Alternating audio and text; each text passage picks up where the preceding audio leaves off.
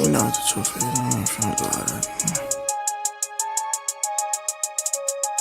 See me beat me on block like Matumbo. If it's beef, we gon' turn it into gumbo. He gon' fall off that ladder, watch him tumble. I get dough, guess that's how the cookie crumbles. Call fire on the play, he's a pump faker. What type of money did you partake in? At the Lotta's with some models, we was parlaying. You see the roses all carpooling. Call foul on the play, he's a pump faker. What type of money did you partake in? At the lighters with some models, we was parlaying. You see the roses all carpooling. Shit, man. You pump faking, I didn't charge you right, nigga. You see the roses carpooling, little nigga. Nah. Call foul on the play, he's a pump faker, ain't he? Shit. Call foul on the play, he's a pump faker. Give him 9 to 5 shots on his lunch break. It was really 95 cause he's a cupcaker. I know your homie died now, but what comes later? Sit your silly ass down in that lunch chair, nigga. All big bank Gucci's, yeah I get him, you ain't heard about me. Ops like them Rolls Royce and brothers hurt. Man, it dies the first shot, but was sure I made him swerve. I got gang in this bitch, so you better choose your words. Brought the mud in the club, brought the slugs in the club. Broke niggas hanging over, gon' end up like black. Don't even look at my chain, that'll get you whacked up. Bad apple, what's in my bag? It ain't a MacBook. Call fire on the play, he's a pump faker. What type of money did you partake in? At the Lotta's with some models, we was parlaying. You see the roses all carpooling. Call foul on the play, he's a pump faker. What type of money did you partake in? At the lighters with some models, we was parlaying. You see the roses all carpooling. Shit, man. You pump faking, I didn't charge you right, nigga. You see the roses carpooling, little nigga. Nah. Call foul on the play, he's a pump faker, ain't he? Shit.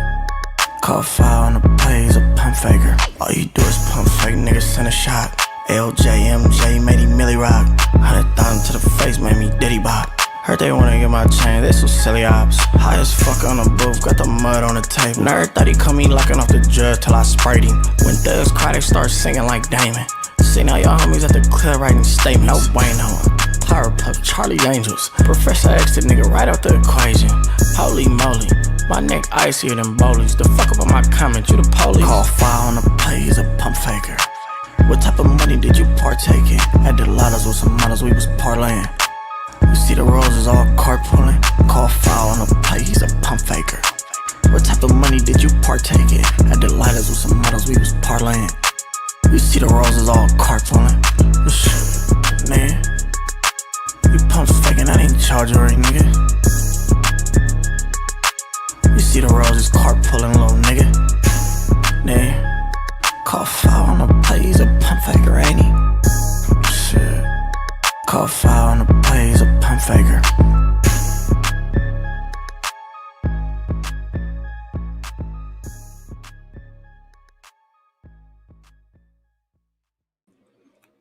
We go hard in the yard with a library card.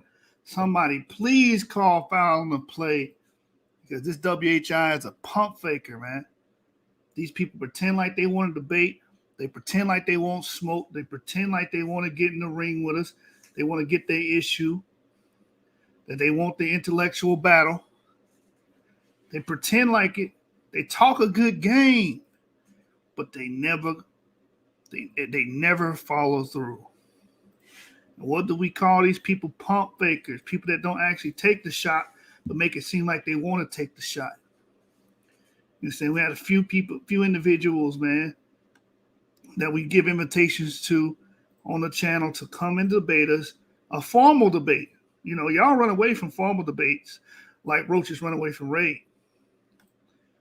You guys run away from formal debates like roaches run away from raid. We tell you guys over and over again, hey, we can have a formal debate, 3 rounds, 15 minutes in a Q&A segment. Why are you guys allergic to actual formal debates? What you want to do is hide in the comment section. And that's why I like that part of that song. It says, get out of my comment section, you the police. We don't want you in the comment section. Anybody can get on there and be a kung fu warrior. We want you to actually have a formal debate where you have to prove and cite sources and formulate your argument that way. A lot of you guys are cowards, and your spinal column consists of jello, man. You guys ain't got no spine. What is those? What are they called? Protozoans? The animals that don't have spines, like sponges and starfish. That's the category we're putting you guys in, man. So stop being afraid. A lot of you guys are pump fakers, man. Certified pump fakers. Pretend like you gonna get in that ring. Pretend like you want that smoke. Then when it come time to you to get in that ring and test the waters with the sharks, y'all tuck y'all tail, man. Y'all find 1,000 excuses to not show up. And that's what we're gonna be discussing tonight. Since this brother don't want to show up, we're gonna expose him as a pump faker. And my brother W.H.I, with no further ado, introduce yourself and let the people know what's going on with this individual. This W.H.I. Shalom, everyone. Shalom. This is the Hebrew of Israel. So on the show, as y'all know, my YouTube channel, I have this person who keeps trolling in the chat, and he said that he wanted to debate me. I'm actually going to show that that screenshot that he had where he wanted to debate me. But then every time I try to set up a debate, he would say, "Nah, I can't do it." The person that I'm living with, they're asleep, so I can't do it. I'm like, "So can't you go to a different area in the house?" And he said he lives in a 2-story house, by the way. So it's like you can definitely find somewhere quiet. But he's like, "Nah, I can't do it. I can't do it." And then he's still trolling me, following me on Facebook. He would I'll make a post on a Facebook page, and he would just start spamming his false narrative.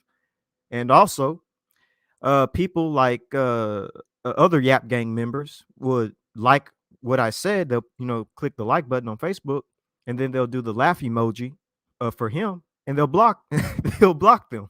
He'll block them just for emojis. So and then eventually he ended up blocking me, but he left a voice message that was very interesting, and I'm going to actually play that for y'all, and then I'm going to show you the text message, the very first comment he made, where he said he wanted to debate me. And I keep on trying to get him to get into these debates, and he's like, "Nah, he doesn't want to debate me because I'm apparently uneducated." So I'm going to just show you this voice message. This is the last thing he said to me. Wait. Are you uneducated because you're black? Is it because you're black, W.H.I? I think that's it. It's actually funny he said that day, because literally I had took my midterm exam and made it like a 92 on it. And so he's like, "You're not educated." I'm like, "Bro, I just now made a 92 in my midterm." Right. He also levied the allegation that you're not in college. You don't have any access to academics resources. And you're literally a college student. Exactly. Like I can get on ResearchGate. I can get on Science magazine. Like, come on, bro. Right. Oh, racism, man. I tell you what. Oh, he's a black guy. What does he know about college? He probably doesn't even have a high school diploma. Didn't he say that? He literally said that. He's like, "Do you have a GED or something?" I was like, "Yeah, oh, wow." Yeah. We tell you guys that a lot of you internet people are racist, man. Black and white. Tonight, we just so happen to be dealing with a white Hebrew Israelite that is racist. And we tell you guys at the core and crux of your argument, it's racism. That's all it is. This man assumed that W.H.I was not a college student. He assumed that W.H.I had a GED because he's black. Think about that's pure racism. That's blatant racism. So go ahead, man. Let these people. Once y'all guys hear his voice, man, he sounds like, I don't even know how else to put this. He sounds like a bitch. I don't know how else to put this. Go ahead, W.H.I. Yeah, man. Here, I pulled up the audio. Watch this. It gets me every time. It's crazy. All right, so here we go.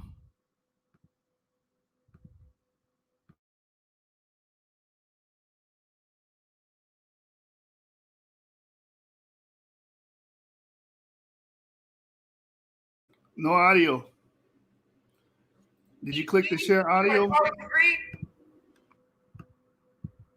My bad. You said, did I click the share audio? Leave your mic open because I don't think this is a tab, so you have to leave your mic open to let them hear the Okay. feedback. My bad. My bad.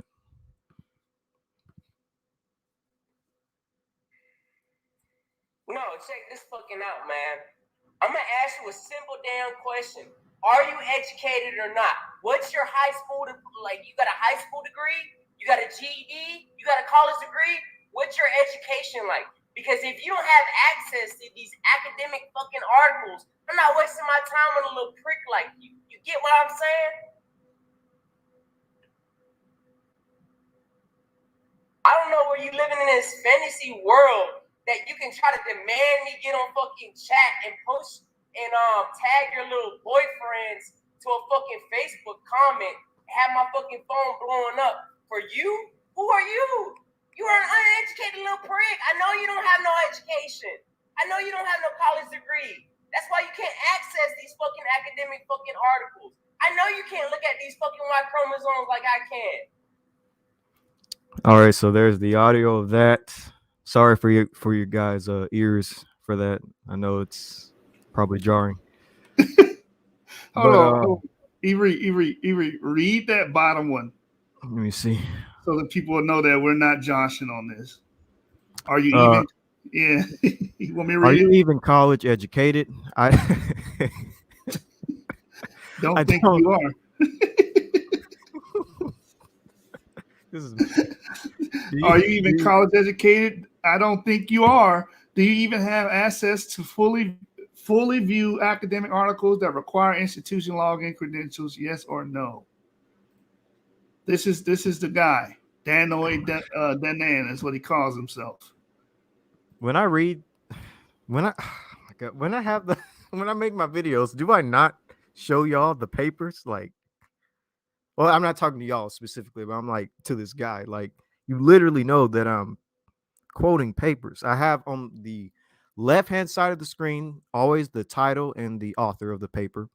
And then on the right-hand side, on the left-hand side is the title, on the right-hand side is, the underlined specific portion of the paper that's important. Like, I show everything. Like, what are you talking about? All I do is just read and quote papers and books. Like, that's all I do.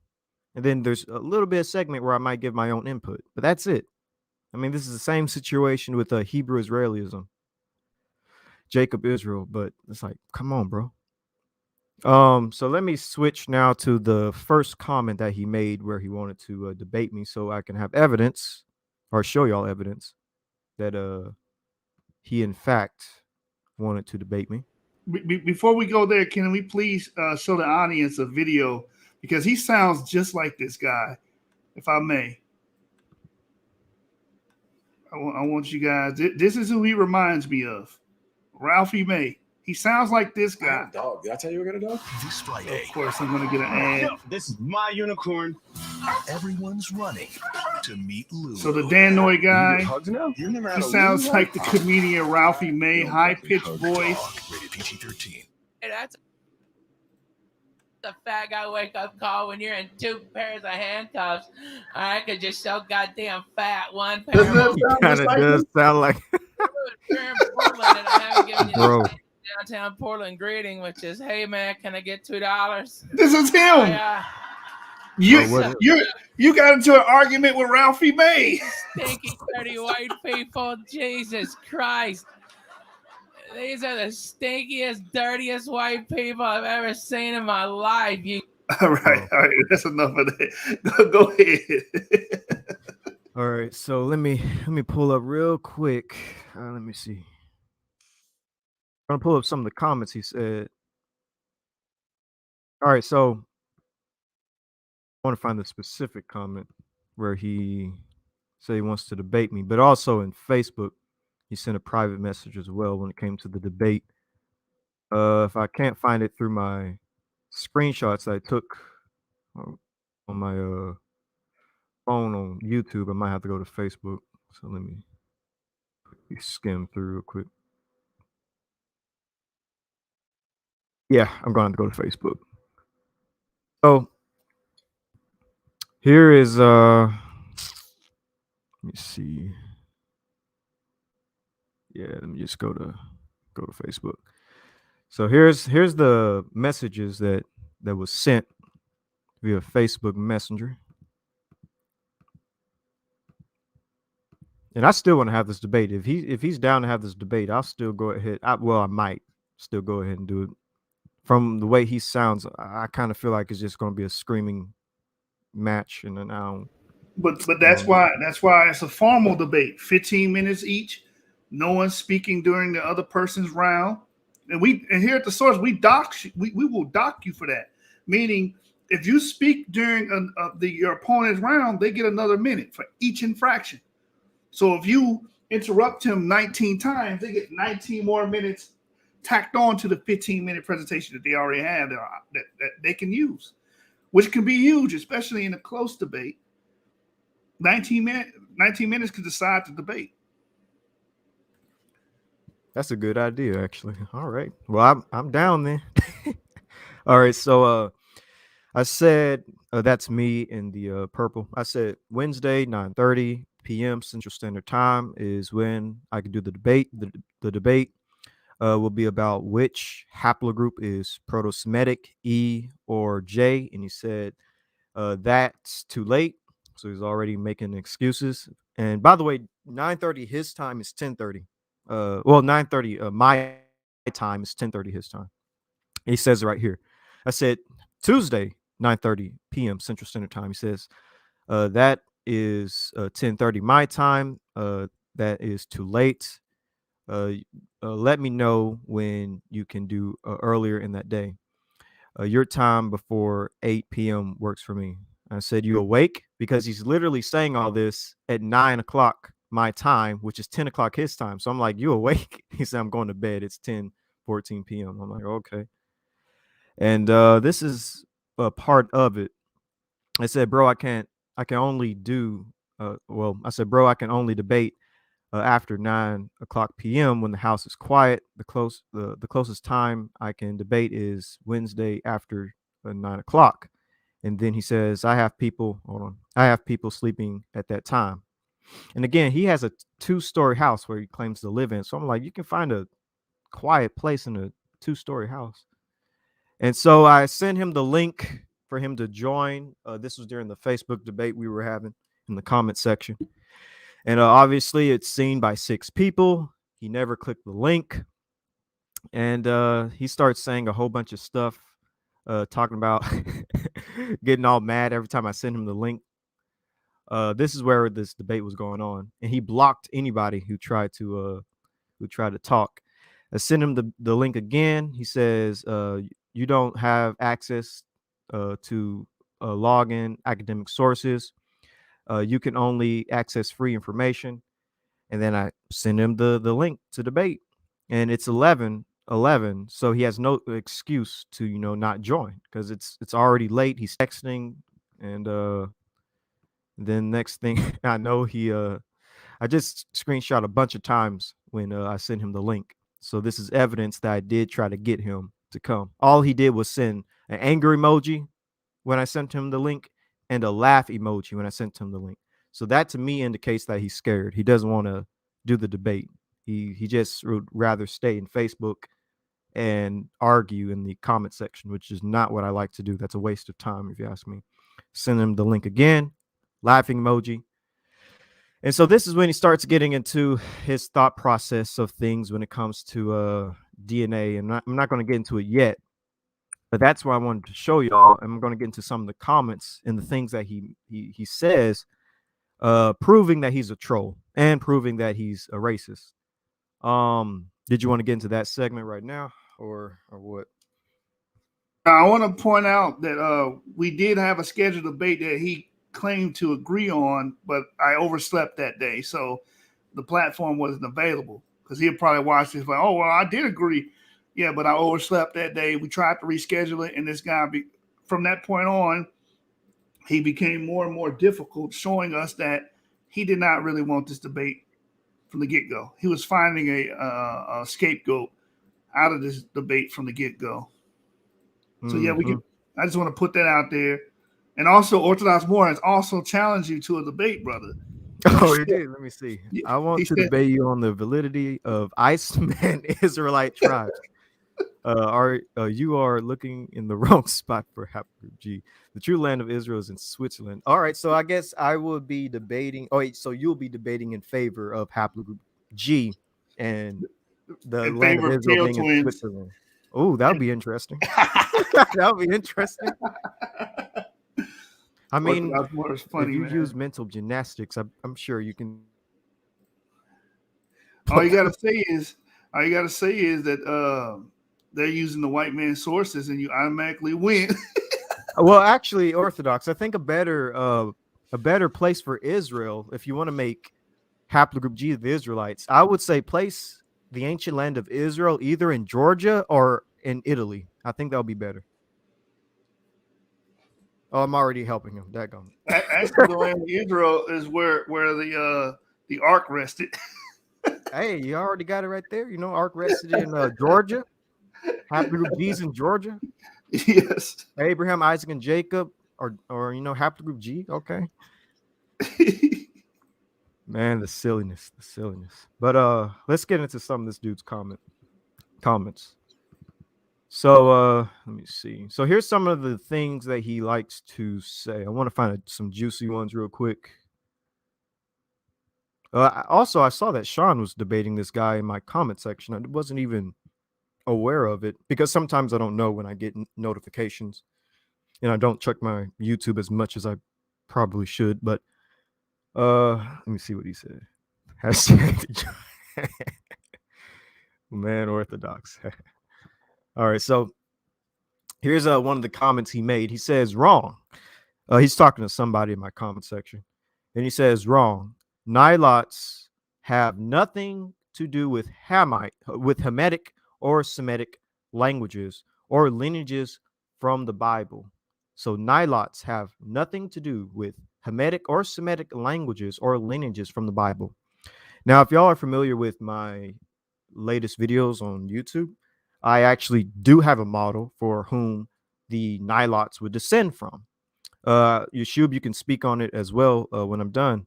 But from my research, I would say Nilots would descend from Ham. They would be Hamites, and they would specifically descend from Cush. They would be the ancient kingdom of Cush, which was in modern day Sudan, the ancient land of Nubia.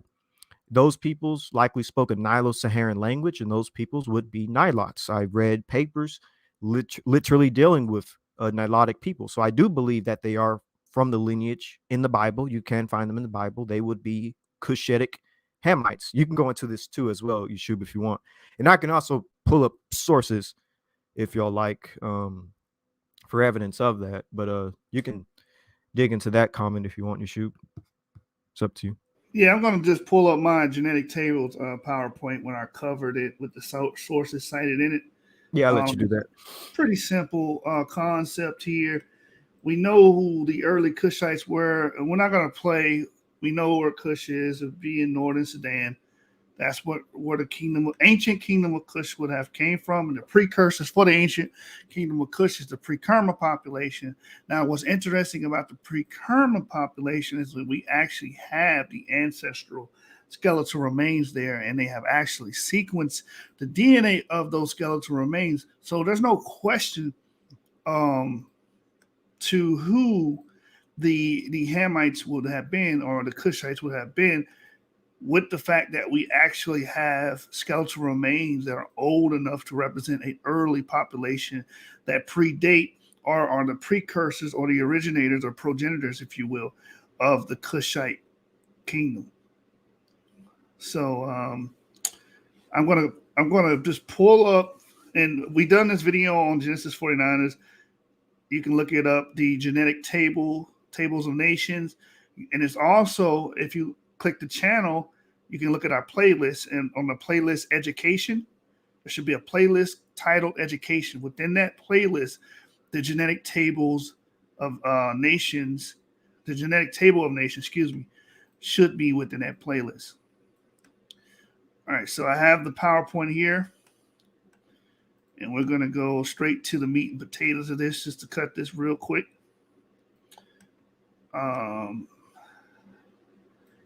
Let me share my screen, and you guys will see. And this is why these guys fear to come on a channel in a debate. Be honest. You guys are afraid that you're going to have to deal with source after source after source after source, citation after citation after citation after citation, because what we do here at Genesis 49ers Yap Game, what we do is that we actually do extensive research on these topics, and we build and formulate strong arguments based off of empirical data. See, we let the evidence mold our theory, not our theory mold the evidence. You understand? So right. we're in a league of our own when it comes to that, because you guys that are commenting on Facebook, you're used to doing what? De novo arguments, making it up on the spot, whatever pops in your head and sounds good. The difference with us, we actually went out and read the books, bought the material, spent the money, spent the time, and researched the matter. We inquired, right, on the matter. All right, so here's from my presentation I've done before. Again, this presentation can be seen in full on the channel. Just click on the Genesis 49 logo, go to the playlist titled Education. You should see the genetic table of nations within that playlist. So in this, I explain the triad structure of humans, how you can divvy up the haplogroups into three major genetic lineages. And right here on the screen, you see Nathaniel Jensen. We divided DE being Shem, AB being Ham, and the CF lineages being Japheth. That's how we divide it. But Nathaniel Jensen has a different understanding of that. But what I am extrapolating from this man is the fact that he realizes that there is a triad structure of humans. Okay, when you deal with Ham, you go to the book of Josephus, Antiquities of Jews, book 1, chapter 6. And it tells you the land that they will possess. And I go straight to the crux of the argument here. It says, the time has not all heard the name of Cush for the Ethiopians, over whom he reigned, are even at this day, both by themselves and by all men in Asia, called Cushites. So we know who Cush is. We know where they are. This is northern Sudan. We have the DNA of the Sudan. This is the genetic patterns of Y chromosome and mitochondrial DNA variation with implications of peopling of the Sudan by our geneticist, Ibrahim Muntazer, University of Khartoum, where you can find this article. It says the area known today as Sudan may have been the scene of pivotal human evolutionary events, both as the corridor for ancient and modern migrations, as well as the venue of crucial past cultural evolution. Several questions pertaining to the pattern and succession of different groups in early Sudan have been raised to shed light on this aspect. Ancient DNA and present DNA collections were made and studied using Y chromosome markers for ancient DNA, Y chromosome and mtDNA markers for present DNA. Bone samples from different skeletal remains of burial sites from Neolithic, Meroitic, post-Meroitic, Christian periods in Sudan were collected from Sudan National Museum. So they have the oldest DNA in Sudan going to the Neolithic. These would be your precursors for the Kushite peoples. Here it is, Kushite source population. To generate Y chromosome specific haplogroups A-M13, BM60, FM89, and Y, or obviously YAP markers, which define a deep ancestral haplotypes and phylogenetic tree of Y chromosomes were used. Haplogroups A-M13 were found at high frequencies among Neolithic samples. Why is this important? Because when we read Josephus, the land allotment is telling you where people went as they first dispersed. And we know where these early proto-Kushites, if you will, would have been. They would have been in northern Sudan. And we see the DNA there from the Neolithic time, Mesolithic time, haplogroup A-M13. So Kush would have been, without a doubt, haplogroup A. And then you see the other haplogroups come in the Meroitic, post-Meroitic, and Christian periods. That's much later than the Neolithic times. So that's just quick, easy understanding of that. Also here in Ibrahim Muntazer's book, The Genetics of African Populations, he recapitulates this point Analysis of DNA samples from burial sites in northern Sudan pre-Kermer support a predominance of Hawaii haplogroup A during the Mesolithic. Meso meaning middle stone period. So this is an empirical fact. All right, Avery, you want to touch on that some more? Or you want to move on to the next point?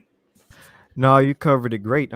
Pretty much you disproved his point how Nilots, actually do have a lineage. You can share my screen. Do have a lineage in the Bible, and it's from Cush. And one thing you're going to notice about this guy as you look at more of my comments is that he's pretty much racist. He doesn't think black people come from Shem, Ham, and Japheth. I don't know what he thinks black people are.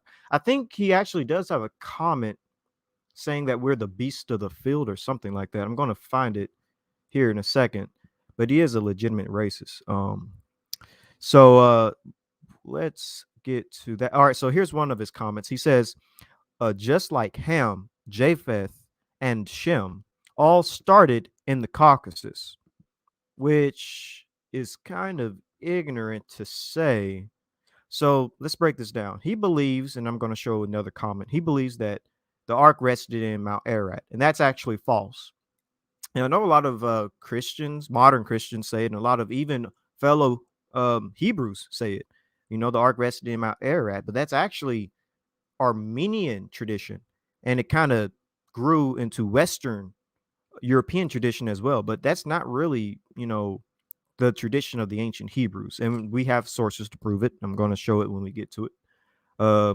I actually would say the ark rested in Mount Judy. There's a lot of evidence for it, and I'll bring out that evidence here in a second. But as you can see right here, he believes that because Shem, Ham, and Japheth settled in the Caucasus, that Caucasians, which is kind of funny because it's like if I was on a ship and my ship crashed in Hawaii, does that automatically make me Hawaiian?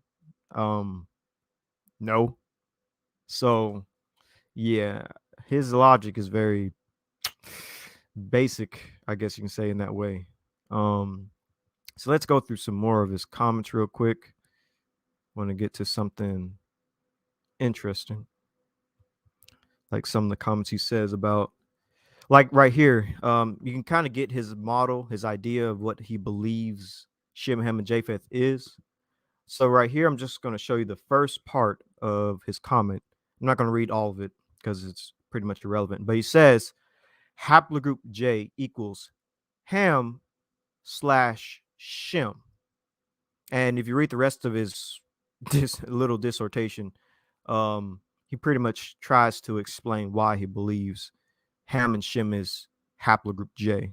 And basically his model is that Shem, Ham, and Japheth, all of them, all three sons of Noah, are J markers. And everybody else who's not a J marker, well, I don't know who they are. I guess they're just not descendants of Noah. They're just the others, the other peoples. So that's why he's going at me so hard when it comes to this specific video, haplogroup J and I, academic and biblical origins, because in this video, I basically lay out that haplogroup I from my model, from what I see, would be Ashkenaz, and haplogroup J would be Togarmah, who are both brothers in scripture, and Ashkenaz being Germanic peoples who have haplogroup I, and Togarmah being haplogroup J, who are Caucasian peoples. But check out that video for more information on that. He says right here, haplogroup J equals Ham. So basically, again, he's just trying to make everyone with J only the descendants of Noah, which is a bit racist. So right here, he goes through a long dissertation about how how we have pretty much nothing to do with the scriptures. I guess I'll read this one. So he says, he's talking to somebody in my comment section. He says, you clearly don't understand that Iwambewene never came out of the Lesser Caucasus, of the mountains of Ararat, around the time of 6,000 years ago. So that's one of his, methods of saying that we're basically not humans, that we don't come out of the Caucasus. So continuing, he says, that destroys any nonsense theory you have. A and B isn't Ham. Only naive and ignorant people who have no knowledge of anthropology and archaeology would make such a claim. Now, Yeshua, didn't you just read from anthropology and archaeology books dealing with that very Yeah, subject? yes, very extensively actually, and in detail. So, Yeah, we're ignorant though. So continuing, it says Canaanites weren't black, Hittites weren't black, Philistines weren't black, Mizraim weren't black, Cushites weren't black, Syrians weren't black, Elamites weren't black, first Christians weren't black. Ham, like Shem and Japheth, landed in the Lesser Caucasus. This is where the Caucasian race comes from. Facts over fantasies. Interesting. And it's kind of like his logic is so like Nazi oriented. I'm kind of surprised like him as a Jewish person is even like talking like this, because this is straight up Nazi type of rhetoric. Like, can oh, you, because you're not Caucasian, you're not a real human. Like, oh, you're not an Aryan, so you're not a real human, you know. I'm sorry, Avery.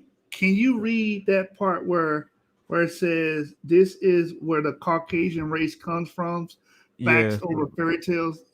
Let's read that yeah. for me one more time, if you don't mind. This So it says Ham, like Shem and Japheth, landed in the Lesser Caucasus. This is where the Caucasian race comes from. Facts over fantasies.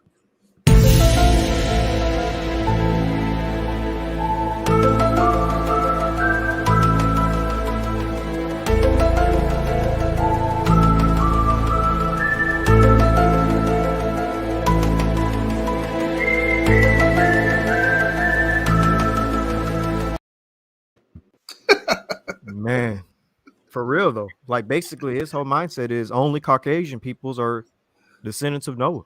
Yes, Ah, man. this is very Straight up racist, Nazi. and there's no act. Yeah, this is Nazism all over again. Come on, this is the Aryan race all over again. Yep. This is what this is. This is not Switch all that scientific. with Aryan, and he would probably cry over that being a Nazi rhetoric. Right. And again, this is something that we're going to talk about on the channel this week, actually. Pre-Adamites, because this is what he's alluding to. No black people are involved in this. No, we have no stake or no claim to the children of Noah. We are pre-Adamites. We are soulless creatures. And let me actually get to that. Oh, my bad. Oh, yeah. Go ahead, brother. I didn't want to Yeah. spoil it. Go ahead. Yeah, so he actually gets into some of that. So he's after a while, when you talk to him, at first he isn't blatantly racist. He kind of builds up to it like a volcano. So right here he kind of lets some of it out. So he says, and I think he's claiming to be quoting scripture right here, but he says, he's talking to this person. You obviously have no truth in you. Ironic. Anyways, history proves the descendants of Shem were not black. Now it's interesting that he says that, because doesn't the Perky A. Del Eleazar, Rabbi Eleazar, says that Shem is dark and comely? Like, I don't know why he's even alluding to Shem not being black, but anyways, it says right here Aramaic is still being used in Syria. I mean that is why you can't stand the fact that Iwambiwane cannot turn pale in the face from being ashamed. And then he quotes Isaiah chapter 29, verse 22.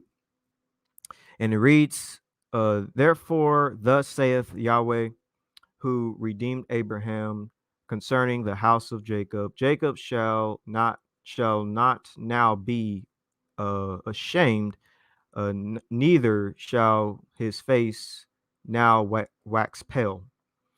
And this is, by the way, English translation. I don't even know what the original Hebrew says, so that could be a whole.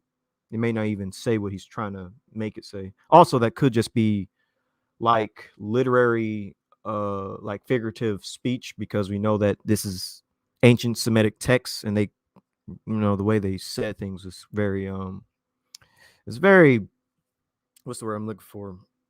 Not esoteric, but it's poetic in a sense. So Actually, Avery,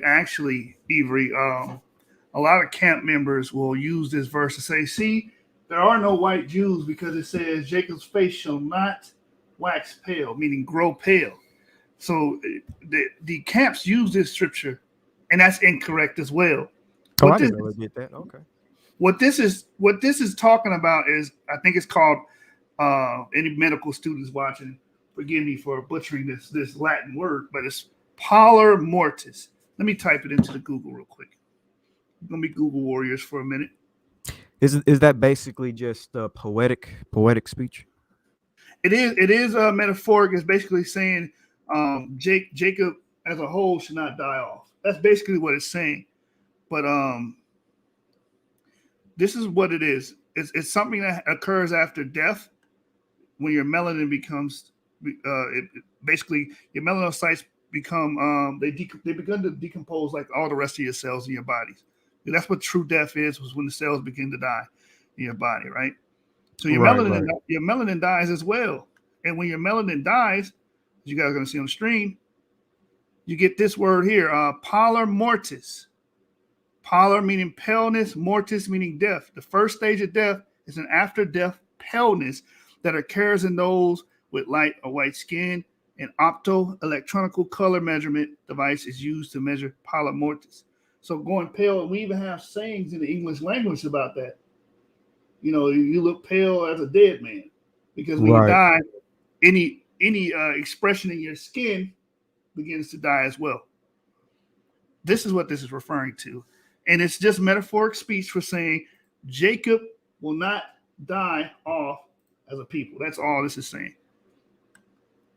Yeah, and he tried to turn into some type of like skin doctrine, some type of like evidence that, you know, that is, or Jacob is white or something like that.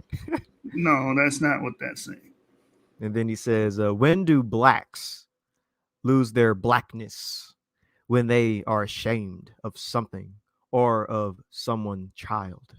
So yeah, he's ramping up. Oh, you can share my screen, by the way. He's ramping up his semi-racism.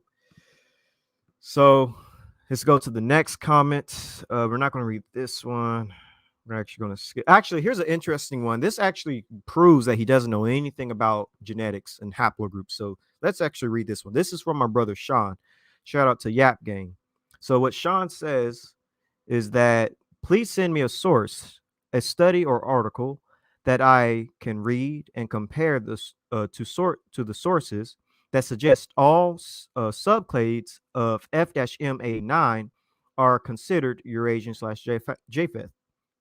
And then he says, the guy with the Hebrew letters, Dan, he says, see, what the heck are you talking about? When did I ever mention F-M89? You are you are clowning for real. And then Sean says, hold on, I can't see. Then Sean says, what haplogroup did J come from? And then Dan says, haplogroup IJ is a human Y chromosome DNA haplogroup, an intermediate descendant of haplogroup IJK. IJK is a branch of haplogroup HIJK. And so then Sean says, very good. Then you know that all of them come from haplogroup F. Also known as F-M89. And they're all Eurasian. Now, is what Sean said correct, Elcom? Yeshub. Is what Sean said correct? Let me read it again. My bad. I was researching on that pallor mortis. Let me look. He says, what haplogroup did J come from? And he responds, haplogroup IJ is a human Y chromosome DNA. And haplogroups, he basically copy and paste. Very good. And you know that all of them came from haplogroup F, also known as FM89, and they're all Eurasian. What he said was correct. They all do come from FM89. Agreed. That is true, and can get ready to pull up the evidence for that, because what Dan says is very fascinating. Dan says, oh man, he says a lot. Oh wait, I know that's Sean. All right, so wait, did I get the right screenshot? Let me see. Yeah, okay. I'm going to skip what Sean says because he basically kind of repeats it. But right here, Dan says, no, no, it didn't come from F. J does not come from F. He says if you read, you would clearly see that. I'm like, bro, what? And then he says, unlike E1B1A being non-existent in Israel, the haplogroup F-M89 was found in Tel Megiddo, Israel, dating back to 3,450 years ago. So can you pull up the evidence, Yeshub, of J descending from haplogroup F? Because he said, if I you can't read, believe you clearly would see that it's not true. I can't believe the man that said he has access to academia and our haplogroups that we don't have access to, and that we're assuming that you didn't even have a GED or a high school equivalent degree, would not know this simple fact about phylogeny. Agreed. It's crazy. I mean, you could easily wiki. You can easily wiki this. You can be a Google warrior on this. But We'll I'm give you actually the cheat gonna. sheet. You can use open book. Yeah, you can use that, but I'm gonna go to Van Drine because I love Van Drine's work. Right, I'm gonna go to Van Drine. Let me drag and drop him here. So check this out. We're gonna go to Van Drine's work, and he does a lovely breakdown of haplogroup F. Right, do this real quick. You can easily Google this as well. But I like going to my resources here. So if you go to Van Drine's work, he plots out each haplogroup and tells you their phylogeny. Tells you this clade comes from this clade split into this clade, and so on and so forth. And this is gonna be real quick, easy money, man. But he's claiming we're the ones that don't have access to academic sources. He's levying racist allegations that black men don't educate themselves. They don't do that. That's a taboo, right? We don't do that. So this is Yep. Van Drine's work. Paternal lineage F M89 splits into the subclades G, M201, Shout out and Theo. HIJK. HIJK splits into subclades H and IJK. Paternal clade IJK splits into lineages IJ and K. The Y chromosome haplogroup IJ gave rise to paternal lineages I and J. So as you can see, that J indeed descends from F, which this will also include the tail twins. Tail twins descend from FM89 as well. They descend from the ancient Europeoid forefathers. That's who they descend from. So this is clear, easy. So for the person that's claiming we don't have any academic prowess, which seems like within Wait, are you saying something? I can't hear you. Am I breaking up? Can you hear me? I should be good because I got a strong signal. Can you hear me? All right, I hear you now.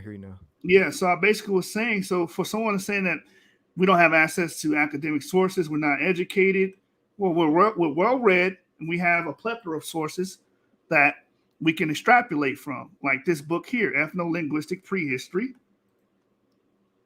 And this, I'm giving you the entire title here. We've used this source before on the channel.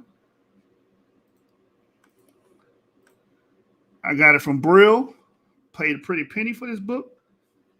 Ethno-Linguistic Prehistory, The Peopling of the World from the Perspective of Language, Genes, and Material Culture by George Van Drine. And it's pretty clear that haplogroup J descends from haplogroup FM89. There's no way around it. But Dan says, no, it didn't come from F. If you read, you would clearly see that. Should we take Dan's word? I mean, he is telling us that it's not from F. I don't know. Bro, get out of here with your silliness. Anyways, so going to the next comment. Just gonna skip. Wait a minute. I think this was a good one. Oh yeah, here's kind of a good one. I wonder if I should read it. Nah, just skip it. Let me go to some kind of interesting.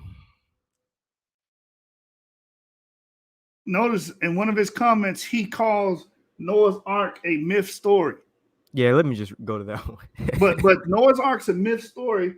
But he's in an earlier comment saying Noah's Ark rested in the Caucasus, and this is the origin of Caucasian peoples. Right. So So he's notes the basically fourth back. song. Yeah. Oh, he believes in it today, but he doesn't believe in it now. That he's just arguing at this point. That's all he wants to do. He says in this comment, no, he won't be one A. Not during the so-called, he even says so-called Noah's Ark flood story. And it is R1B that Armenians carry, not E-M34, which is E1, B1, B1, B1, 2. Now, actually, I'm just going to debunk that part real quick. Actually, some Armenians do carry E. He's talking to Sean in this. Armenians carry haplogroup J, R, E, and I think G. They actually carry quite a few haplogroups. But saying that they don't have E is false. I guess I can quickly just debunk that real quick and show it. It should probably be here. So here is actually an ancient sample of haplogroup E in Armenia. I'm not going to pronounce that area that we found it, but this is actually in the middle late Bronze Age, I believe. We find 2 E samples, and some people actually believe that these E samples in Armenia could possibly come from Akkadians, who are a Semitic people. But going back to the comments, but yes, there are some ancient Armenian samples with E, which is funny because people like to push, oh, Abraham, he's Caucasian, Shem, Ham, and Japheth, they're Caucasian. Abraham's Caucasian. Okay, so let's just hypothetically say that Abraham's Caucasian. He still could have had an E marker. E's in Armenia. It's in Bronze Age Armenia. Like E was getting around. So I just want to show y'all that, just in case people keep pushing this Caucasian E situation. Doesn't disprove anything. So let's go back to this.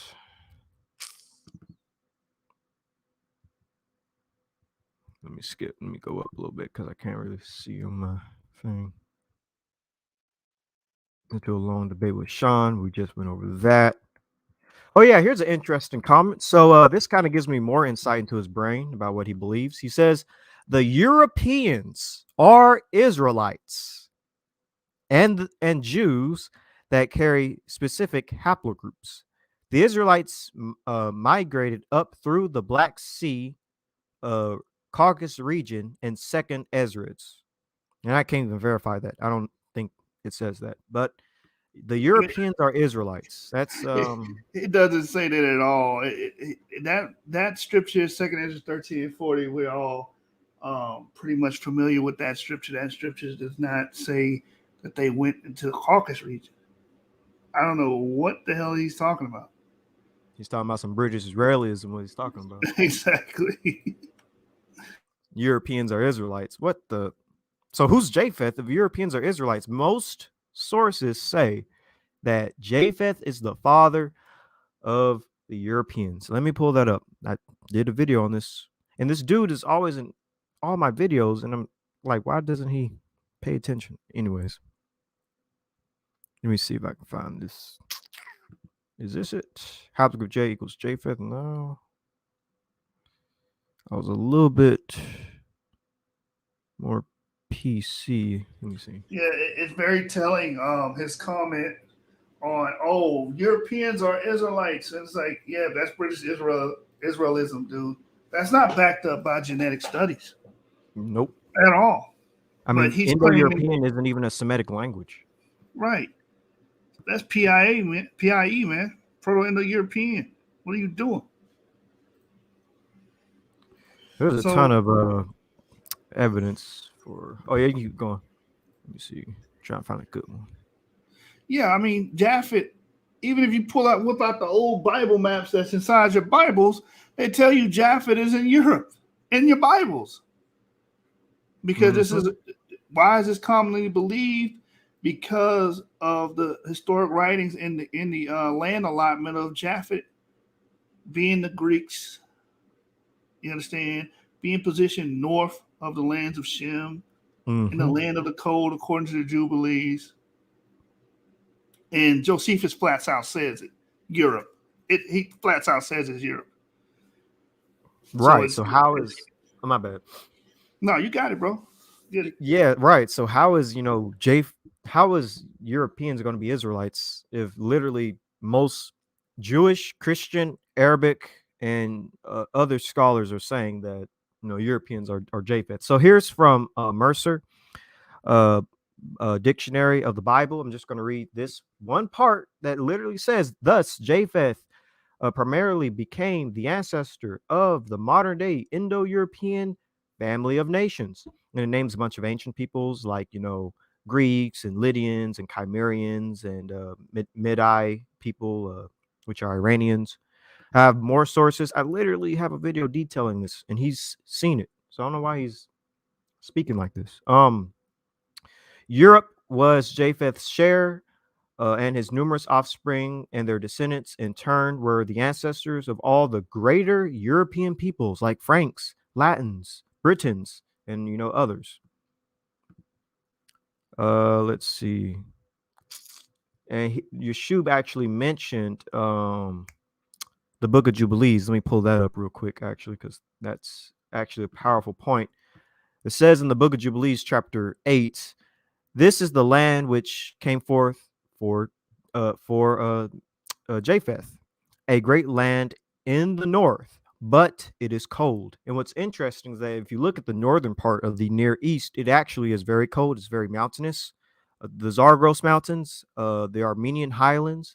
This is also where Haplogroup J was heavily concentrated.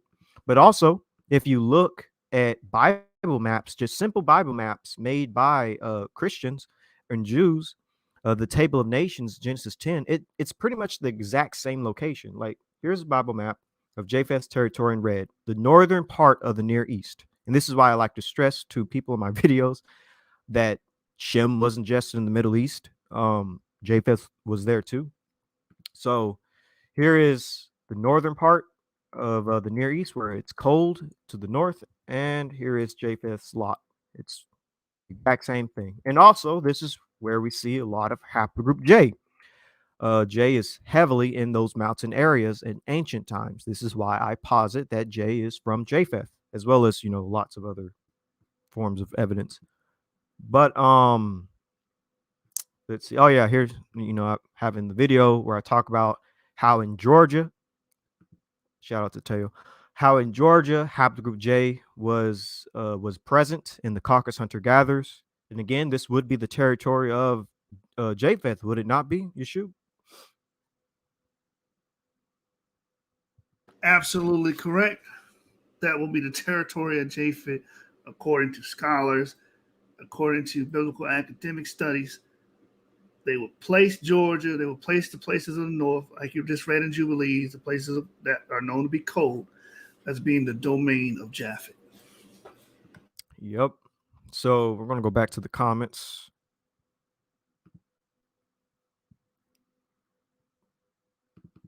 Let's see if I'm right there. So yeah, that's that comment, that ridiculous comment. One thing before you address it. Remember you said he's actually watching the video and seeing the video that you brought this up. So I want to play this because this is what these dudes do. They're not listening to the material. They're hate watching.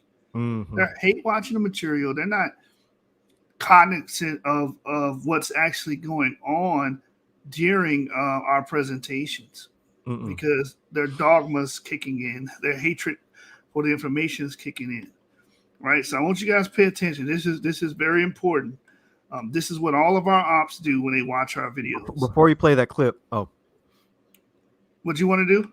Oh, I was just about to say, before you play that clip, I also post the title of the video where he's commenting, and that the title of that video that he's making all these claims is literally called Haplogroup J and Indo-Europeans, Greeks, Armenians, Iranians, and Indo-Aryans, where I quote all my sources for those peoples having J, those Indo-Europeans with J.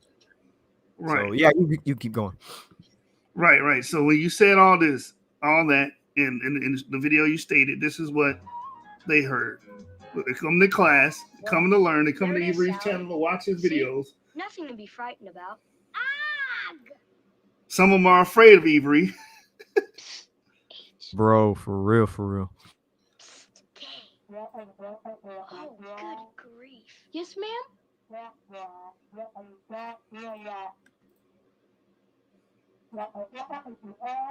Yes, ma'am. We were playing hangman. Studying? Oh, yes, ma'am. You're absolutely right. We should have been studying. But may I say something, ma'am? You seem to forget that you haven't given us any assignments yet. Now you've done it. Here comes a stupid assignment. Miss Bro. Halverson, did you repeat our assignment? Write a 500-word theme on what we did this summer? How do you teachers keep coming up with these great new ideas? How do you teachers keep coming up with these great new ideas? But all they hear is a womp, womp, womp, womp, womp, womp, womp. But they continue to watch our videos. They continue to hate watch. Man, it makes no sense. Like, bro, you could be doing something else. That's how you get them city miles. Just, man, never mind. Let me stop. But you could be like enjoying life instead of watching my stuff if you really don't like me. But anyways, so he says right here, no evidence detected. Blacks don't come from the Lesser Caucasus. Again, in order to be descendant of Noah, you have to come from the Caucasus. So just rereading that. No evidence detected. Blacks don't come from the Lesser Caucasus. Bantus never migrated down from Armenia or Turkey. You might want to read Genesis chapter 8, verse 4. Again, that is where the word Caucasian comes from. Wait, what?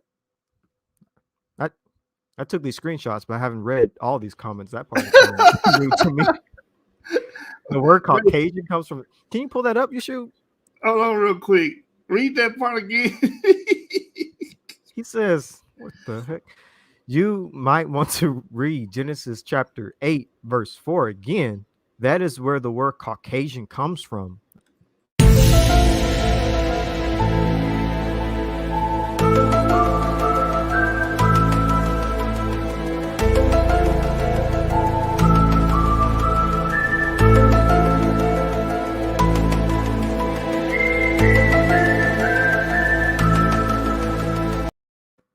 Man, I give them this. They creative.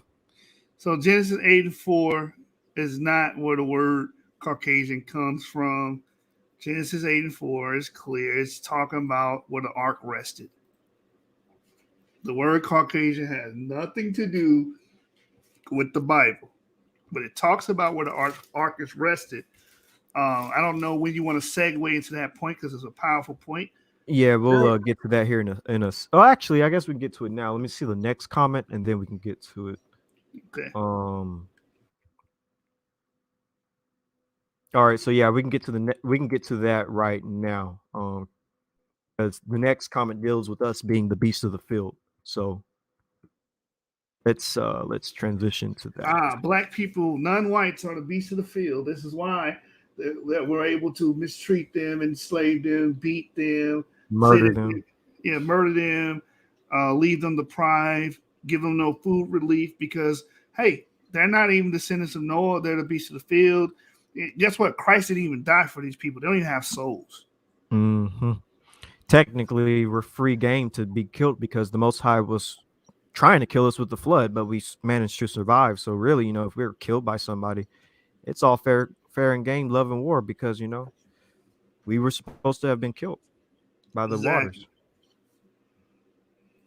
This is all future stuff that y'all are looking at. So let me. And then when you call these people out, they're like, I don't believe in a racist yes, you do. That's a very racist doctrine. All non-white people are soulless beings that don't even descend from Noah. They don't even have a right to Christianity or Christ or salvation. Come on, man. Right. Bring it out, brother. Bring it out. So here's a good book that y'all should check out. So first I'm going to deal with the evidence that the ark didn't rest in Mount Ararat, and then I'm going to get to the evidence that it actually rested in Mount Judy, I would say. So here's a good book to check out. And as y'all know, lately in my videos, I've been dealing with Caucasian history. Although I'm making a lot of these jokes and stuff, I do think it is important that we do know a bit about indigenous, actual Caucasian history, people of the Caucasus, because knowing them can get us closer to knowing the true origins of haplogroup J and ancient peoples like Hurrians and such. But so when you read this, a lot of information is actually going to make sense in future videos, but because a lot of stuff in the text was changed, unfortunately. But so this book is called Armenian Christianity Today: Identity, Politics, and Popular Practice.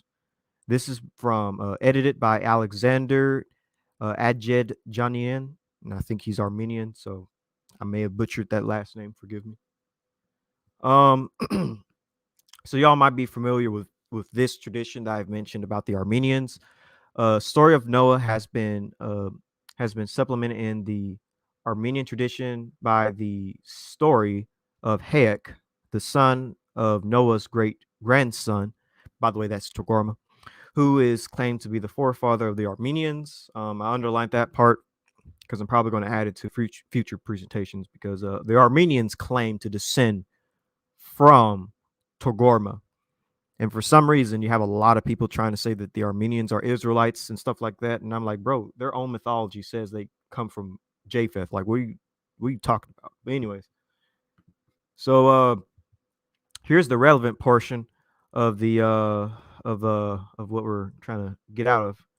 So it says, it is worth noting that contemporary to Armenian apostolic church discourse and popular knowledge, it is probably as late as the beginning of the second millennium AD when the localization of the biblical Mount Ararat was permanently moved from the highlands hemming upper Mesopotamia to Mount Massis, in the heart of historical Armenian territory. So as it says in yellow, the location of Mount Ararat was kind of moved to where it is today, what we typically think of today. And it says that Mount Massis was a sacred mountain before, even before its identification with Ararat, and afterwards its symbolic importance for the Armenian issue has made Massis Armeniat crucial in the formation of modern Armenian identity. And so really this is more of an Armenian type of nationalism, I guess you can say. And for some reason, people in the West kind of adopted it. I don't know why they did. There's probably more history on it, but they adopted the idea of the ark resting in Mount Ararat. You can read that too as well. You should, while I get a drink of water real quick. Oh my goodness gracious, it is over. Did I call it, Daniel? It's over. It's over, ladies and gentlemen. It's over with, man. It's done for. As you can see, the literature tells you I'll be back. pretty much what they did here was appropriate the term Ararat from the Bible and applied it to the highlands. They applied it to that Caucasian or Armenian mountain range. And this happened in recent time. This happened in the Middle Ages. This is not ancient biblical thought. So when the Bible was written, when the Torah was written, the Torah writers were not thinking about the Armenian highlands. All right, I'm back. They were not thinking about the place that's labeled Mount Ararat today. That is a modern appropriation, a Middle Eastern appropriation. And hold on, real quick, if I may, let's be some Wikipedia warriors, because I know a lot of brothers want to run the Wikipedia. You can just go to Wikipedia and see this. You can just Google this. You don't got to by deep sources on this, all you gotta do is type Mount Ararat into your address bar. Mount Yeah, Ararat. while you do that, because I'm assuming you're going to pull it up, I'm going to Mhm. move to the next source that deals with where it actually is. Mount Okay, Mount yes, Judah. bring it out. This and by the way, y'all, I actually brought this out in past videos. So if he actually like watched my stuff, he would know my position when it comes to all this. Let me actually move to the video, the specific video. So are you can bring up your source and then I can bring up mine. All right, cool. This is not gonna take that long. As you guys can see, you can just go to Wiki and look. Type in Mount Ararat in Wiki. Type it in. We're gonna be Wikipedia warrior, Google warriors for a minute. Mount Ararat, Wiki article, as you all can see. This article is about the place in Turkey for the use to see Mount Ararat, not to be confused with Mount Ararat or Arfat. Right? Breaks down where it's at, highest peak, yada yada yada. Now look, this is the part you want to see. In Europe, the mountain has been called by the name Ararat since the Middle Ages. This The is not Middle even Ages, not the Iron Age, not the not Bronze the Age. Iron Age, not the Bronze Age, not the time of the purported Torah writers. Not Not even them. antiquity. Not antiquity, bro. This is common era stuff. So when people say, "Oh, Mount Ararat is over there in Armenia," it's in Yerevan in Armenia. That is an association, an appropriation that was done in the Middle Ages. Wait. So you're telling me that Noah, Shem, Ham, and Japheth aren't Caucasians? They're not from they're not from Armenia, the They're not Caucasus? even they're not even from Armenia. And furthermore, wherever the land, wherever the ark landed, has no bearing on who the people are. The people dispersed from those areas, and that's what Josephus tells you. But it's so funny that they hinge on this Mount Ararat doctrine that it has to be in Armenia. This is a very new concept, not ancient. Even in the wiki article, it tells you in Europe, the mountain has been called by the name Ararat since the Middle Ages, as it began to be identified with mountains of Ararat described in the Bible as a resting place of Noah's Ark. Despite contention that Genesis 8:4 does not refer specifically to a Mount Ararat. Ooh. This is in the wiki article. So we can be Wikipedia warriors on this. Okay? All right, so then it goes in being a principal national symbol of Armenia. Yeah, this is Armenian nationalism. That's why. Right.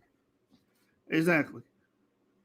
That's all it is. By the way, And if you don't mind, Yeshub, can you type in Horians on Wiki? Yeah. Let me get the myth of the origin. Yeah. When you're done, type in Horians. Right. So the Genesis flood narrative was linked to the Armenian myth of origin by the early medieval historian Moses Koronatsi. Koronatsi was a prominent Armenian historian from the period of late antiquity and the author of the history of the Armenians. In his history of Armenia, he wrote that Noah and his family first settled in Armenia and later moved to Babylon. And Hayek, a descendant of Japhet, a son of Noah, revolted against Baal, a biblical Nimrod, and returned to the area around Mount Ararat where he established the roots of the Armenian nation, which we do agree with. We do agree that Japhet established the roots of Armenian nation. Yes. But this part right here is straight baloney, man. He came up with this concept. He is responsible for this concept. Mount Ararat being in Armenia hits his inception with this man here that lives in the Middle Ages. We have to look too far. Wikipedia. That's it. All right, you got your source? Yeah, I got it. So y'all can check out this video, by the way, where I actually like talk about it some more. This video is titled From Shem to Eber to Abraham. And I start from Adam all the way to the flood, but we're going to focus on where the ark rested. So I would say that the ark rested in a place called Mount Judy. And Mount Judy, the name actually means place of descent, the location where the ark came to rest after the flood, according to very early Christian and Islamic traditions. And when they say very early Christian, we're basically talking about Hebrews, because as we all know, the first early Christians were Hebrew people. The 12 disciples, they're Hebrews. So I would say that it's very spot on, but it even goes further back than that. Jewish, Babylonian, Syriac, Islamic, and early Christian traditions identify Mount Judy as a peak near or northeast of the town of, I'm not going to pronounce that, at the headwaters of the Tigris River, near the modern border with Syria and that of Iraq. So basically, Mount Judy is a little bit north of Syria and Iraq. And again, this has been the tradition of Jewish Babylonians, Syriac, Islamic, and early Christians. I go with their sources rather than the early Middle Age source of Mount Ararat, the Caucasus being the homeland of the Ark. Oh my goodness gracious, it is over. Did I call it, Daniel? It's over. It's over, ladies and gentlemen.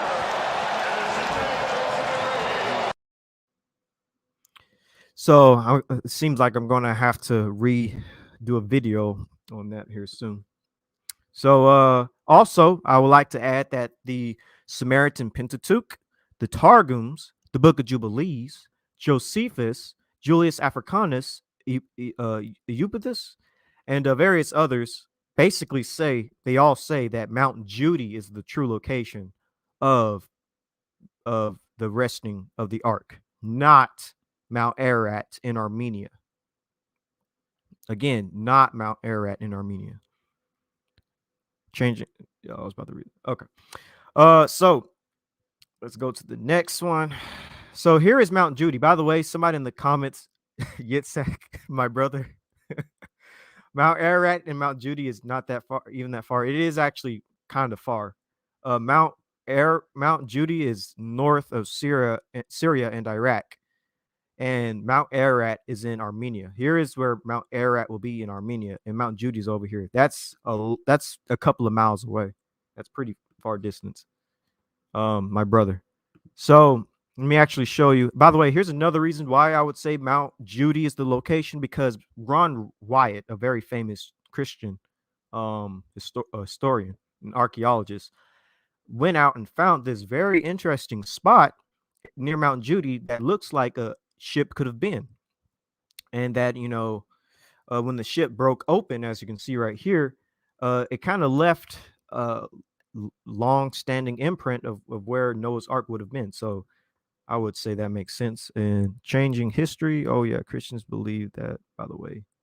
Y'all probably need it. Yeah, we probably do need to do a video on Armenians. Yeah, I've done a few videos on Armenians, and in my current videos, I'm still going to keep talking about Armenians and Caucasian peoples, especially in connection to haplogroup J. But yeah, if YouTube's down, I can definitely do a video on the Armenians. But check out some of my older videos as well. I have a video titled Torgorma, Armenians and Anatolians, and there's some interesting history dealing with them in that video. But yes, I will touch deeper into Armenian history, Armenian people, their genetics and stuff like that. We do have to know about these other ancient Near Eastern peoples to get a good grasp of the ancient Near East. We should have, respect these people and kind of know their history. But so you're right. I can do that with YouTube, and I have current videos and I have upcoming videos dealing with the Armenians and their ancestors. So I'm going to show you another map of Mount Judy. Actually, it's not in this. It's right here. So here's another decent map. Mount Judy right here, like I said, or also called Ahudi, north of Syria and Iraq, all the way down here. Not all the way up here in Armenia and the Caucasus. Shem, Ham, and Japheth are not Caucasians. They are, at least the ark didn't rest in the Caucasus and rested a little bit north of Syria and Iraq. Here's just another image. Just show you again from further out. Again. When I redo this video, I'm going to use these images. But but like I said, and like Yeshub said, Mount Ararat was something added in the Middle Ages. It's not ancient. It's fairly recent. It's not even 2,000 years old. Like, it's not even in antiquity. Like, come on now.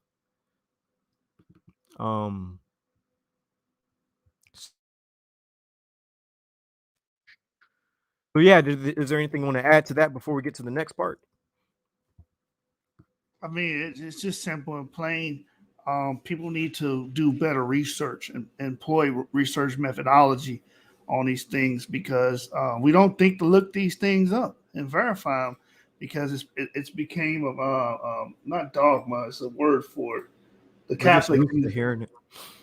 Yeah, so when you echo a sentiment so much, like it becomes ingrained in. It's like a catechism, I think it's called catechism. The Catholics call it a catechism, where it's this teaching that everyone believe and they repeat. Mm-hmm. That's pretty much how we treat this Mount Ararat thing, even though it's a concept that was not in the minds of Moses. It was not in the minds of the Torah writers.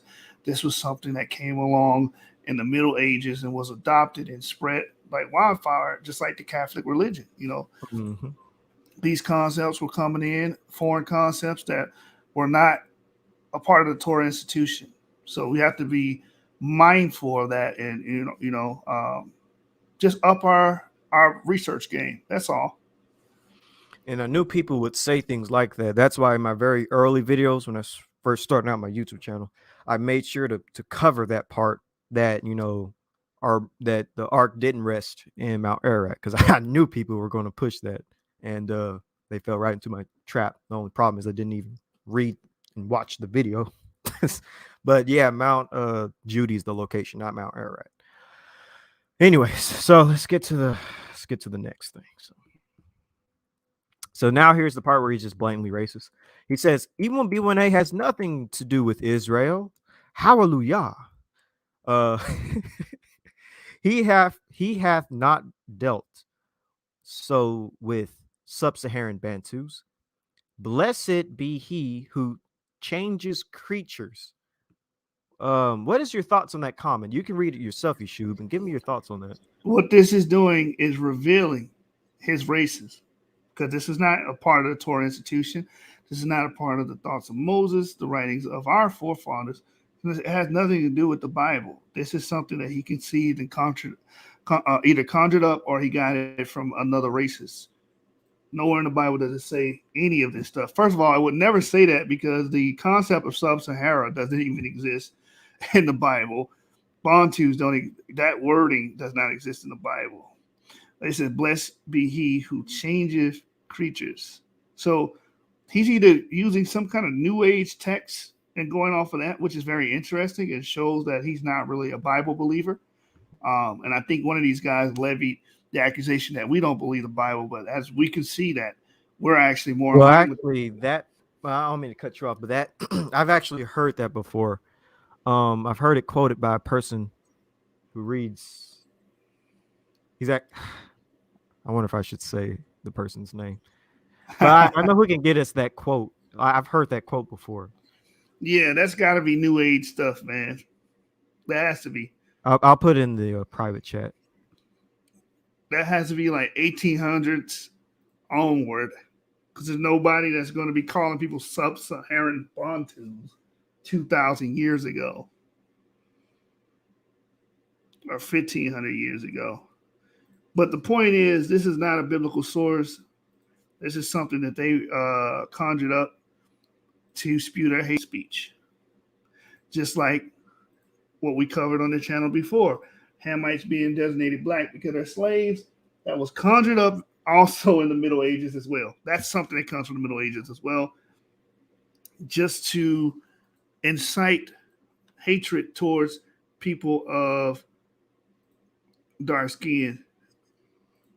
It definitely not It's definitely not the ancient Talmud. The ancient Talmud does not say he have not dealt so with sub-Saharan Bantus. It would never say that. It's impossible for it to say sub-Saharan Bantus. It's impossible. Yeah, I know. But some people. It's, you know what that's called? That's called an anachronism. That's just like saying, oh, I have this ancient Egyptian text that says I microwave Pop-Tarts in my microwave oven. They don't know what the hell a microwave oven is. You should have went with the ancient aliens thing, though. The ancient Egyptians had hover bikes or something. Yeah, like it's something that's clearly out of place in time. Or someone 2,000 years ago or 1,000 years ago saying that they watched the Little Mermaid. That's a clear indication that that's fake. That's a false narrative because there's no way someone 2,000 years ago or 1,000 years ago watched the Little Mermaid. That's an anachronism. Right. I'm gonna go to the next comment because I think he digs in a little bit deeper on this. And then once he's done saying some of this stuff, once I'm done reading some of this stuff, I want you to bring out that Bronze Age paper that deals with, I think it says Bronze Age Levantines going. I got you. Yeah, you can get ready to bring that up here in a second.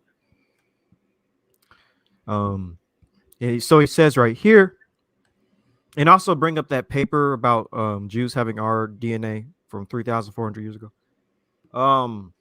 So he says right here, E1B1A has nothing to do with Israel. Hallelujah. Bantus will listen to this part. Bantus will cleave unto the Jews. He hath not dwelt so with sub-Saharan Bantus. Blessed be he who changes creatures. Very fascinating this is. And it's funny because if W.H.I said this, oh yeah, they'll be getting flagged. ADL will come down on them, saying hate speech, all type of stuff. But since the W.H.Is are saying it, no one's saying anything. Moms is the word. Moms is the word. Uproar. Let me see if there's another comment. Let's see. So he says right here, and guess what? Wait, no, he says, and guess what, Gentile? That's so funny. And guess what, Gentile? And by the way, when he's making these comments, just think of his voice. Like, imagine him saying this to you. I should play that audio one more time so y'all can. But I won't play it. I'll play the audio one more time at the end of all this. He says, and guess what, Gentile?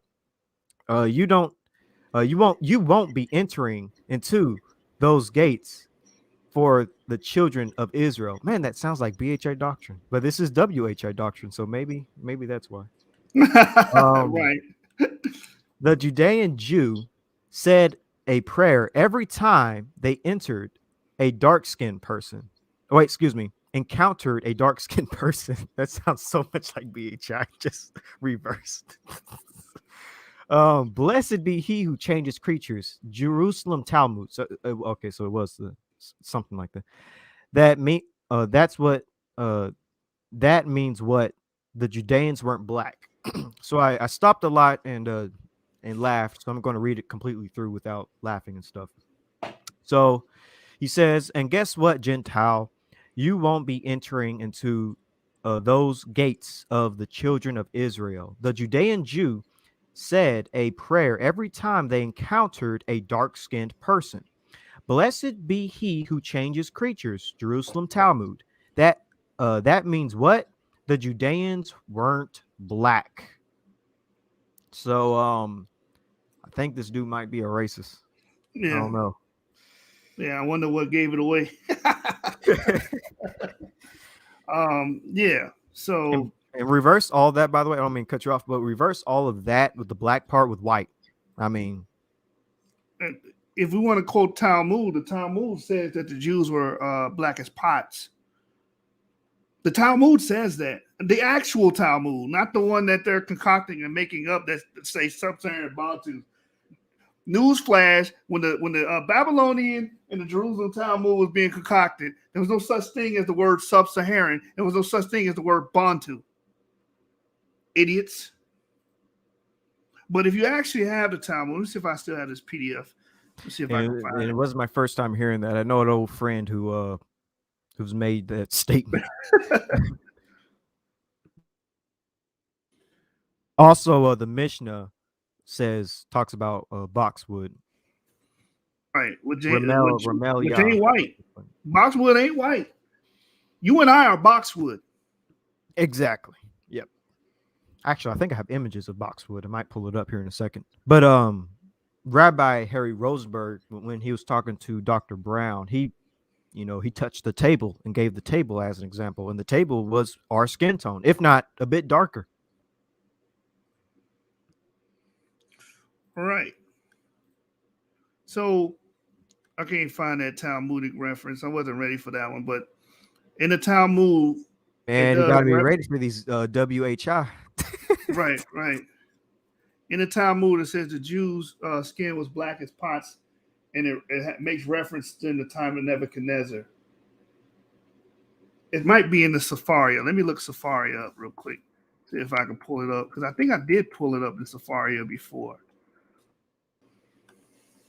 Now that's interesting. I didn't know about that. I know about the Mishnah talking about boxwood, but I didn't know about the Talmud talking about. Found it. It's in Megillah 114, actually in the Talmud, right? So let me share my screen. Dang, you're gonna debunk this dude with a source. Okay, that's what I'm talking about. With the Talmud that they claim that they're that's saying that sub-Saharan Bantus are being condemned in, which doesn't even make any sense, because they wouldn't even know what the hell a sub-Saharan. If you went back in time and a time machine and went back and said sub-Saharan Bantu, the people will look at you crazy. Come on, man. This is from Ayin Yaakov, Megillah 114. It says, Samuel said, Asarus has the meaning black, i.e., in the days, the faces of the Jews were black as the bottoms of pots. That's what the Megillah says. Oh, snap. That's powerful. That is actually powerful. There's another one, I don't know the reference of it off the back of my head, that talks about our women being brown. It says that too in the Talmud. Oh, no, that's metaphorical. It's esoteric. It doesn't mean that they were actually dark skinned, because black is evil. Black is wicked. Black is detestable. So anybody black is detestable. Hey, these are God's chosen people. There's no way they can be black. There's no way. Let's get now let's go to the Mishnaic writings. I believe it's the Mishnaic, right? Yeah. Eleazar. Eleazar, yeah. I also have it too if you can't pull it up. I want to have Arabic writings too that say it. I want to get, I believe it's 9, ain't it? And 24. My memory ain't all that great. Let me double check in my thing. Where it says the children of Shem. Let me see if I can find it. Control F this real quick. No, it's not 9. Let me do it like this. I have it right here. It is chapter 23 from what 24. I have recorded. I mean, 23 or 24, one of the two. All right. It says here, he especially blessed Shem and his sons, dark but comely, and he gave them the habitable earth. Now, the beauty of this, why does it say but there? Why does it say but? When you do the research, you understand the reason why it says but. It's because of the European redactors. That's why. The European redactors, because in their mind, dark is always supposed to be fucking ugly. Excuse my language. Yep. So when you mention Shem being dark, you got to put that but there. But they black as hell, but they comely. Beautiful. And he gave them a habitable earth. I'm going to prove that. We do research here. Remember the guy said we didn't have access to academic sources? Yeah. Remember he said that? Oh, yeah. So let me pull up. By the way, some sources also say that he blessed Shem and his sons black but comely. Some of them also translated as black. Yes, and that's gonna be revealed in what I'm about to pull up now.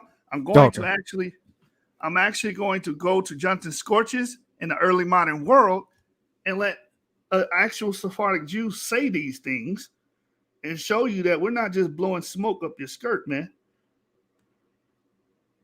We're not just blowing smoke up your skirt. We know what we're talking about. We actually research, read, and disseminate information here on the source. Mm-hmm. Unlike you guys. Unlike you W.H.Is. W.H.I is always running amok. You scam the internet on 4chan. What's the other one for all the 4chan, racist it's Stormfront. Stormfront's a big one. It's Stormfront. And you skim the internet for them, and you get all their memes, you get all their quotes, and say, "Oh, see, you Negroes are pre-Adamites." That's what you are, and that's always what you will be. Beast of the field. I mean, what's better, being a pre-Adamite or being a beast of the field? If you're a pre-Adamite, at least you're human, but you're just not descended from Adam. Bro, let's go back to the days where we were Hamites. Like, at least we were from Noah. Now we're not even from Noah. Bro. Right. Check this out. So we're gonna share my screen window. Boom. So this is from the early modern world. Blacks and Jews in the Early Modern World by Jonathan Scorch, page number 191. And in this chapter, he talks about what I just told you about the European redactors going over these scriptures with their pro white narrative and their anti-black narrative. It says right here. Zoom in a little bit, by the way, if you can. Can I zoom in on Google Docs? I see the plus and arrow symbol down below. Oh, okay. That better? Can you see it? Just two more. Nope, probably good. Yeah. Right. Okay. I'm going to be reading this paragraph here. It says, I am not trying to link many citations, including here, into the linear development of Jewish whiteness. Rather, statements about Jewish whiteness emerged when and where specific forces made them useful and important. Such was not the case everywhere. For instance, Rabbi Bariah Baruch Yitzhak, shout out to my brother Isaac Yeshapira, died 1664, cited in a sermon the previously discussed passage from Pirkei de Rabbi Eleazar, leaving intact the original color scheme for the three sons of Noah. Well, I just say leaving it intact. In the same book, he explains that European redactors looked at the actual writings of Rabbi Eleazar and said, it says black and pleasing. We don't want that. Put black but commonly. Because we know we associate black with ugly, black with evil, black with sin, black with death. So we got to put but there. Because this is the one exception. This is how it was originally meant to be read. And we know this because thank Yahweh, I'm saying it like the camps. Yahweh, thank Yahweh. The Most High.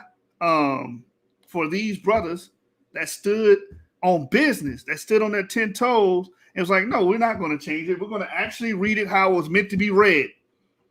And when you leave intact the original color scheme for the three sons of Noah, it should be read like this. Shem equals black and pleasing. Ham equals black as a raven. Yafet equals entirely white. And according to these rabbis, there was no problem. They had no problem with this. It says, which evidently posed no problem for him. So shout out to this rabbi, man. And look, we don't blow smoke here. We provide receipts. Remember what he said, Avery. He said, we don't have access to academic sources. No books, no nothing. No books, no nothing. We not educated. He's not even sure we got GEDs. He can't even give us that. Yeah, he can at least give us that. Come on now, brother. All right. I actually see an interesting comment that I want to address before I get back to this guy. I'm not gonna say his name, but he's our brother. But so he says, I'm pulling up some images so I can actually address this uh completely because I want to show him something. I don't know if he's ever seen this. So I'm just gonna address this really quick. You don't have to pull up his comment if you don't want to. If you don't want No, to we call want him. to. I want the audience to know who you're referring to. All right. So I'm Which referring comment is to it? Song of mystical Solomon? order of Israel. Which one? The one that says Bottom also one. songs. The very bottom one. Well, actually, the first one, so we can read that, and then the bottom one. So in order of top to bottom. Okay, he says the Mr. State ancient Israelites were not black or white. That one. No, down the last two that he's made at 3:48 a.m. This one. He says also Song of Solomon, chapter 1, verse 6. Don't stare at me because I am dark. It is the sun that tanned me.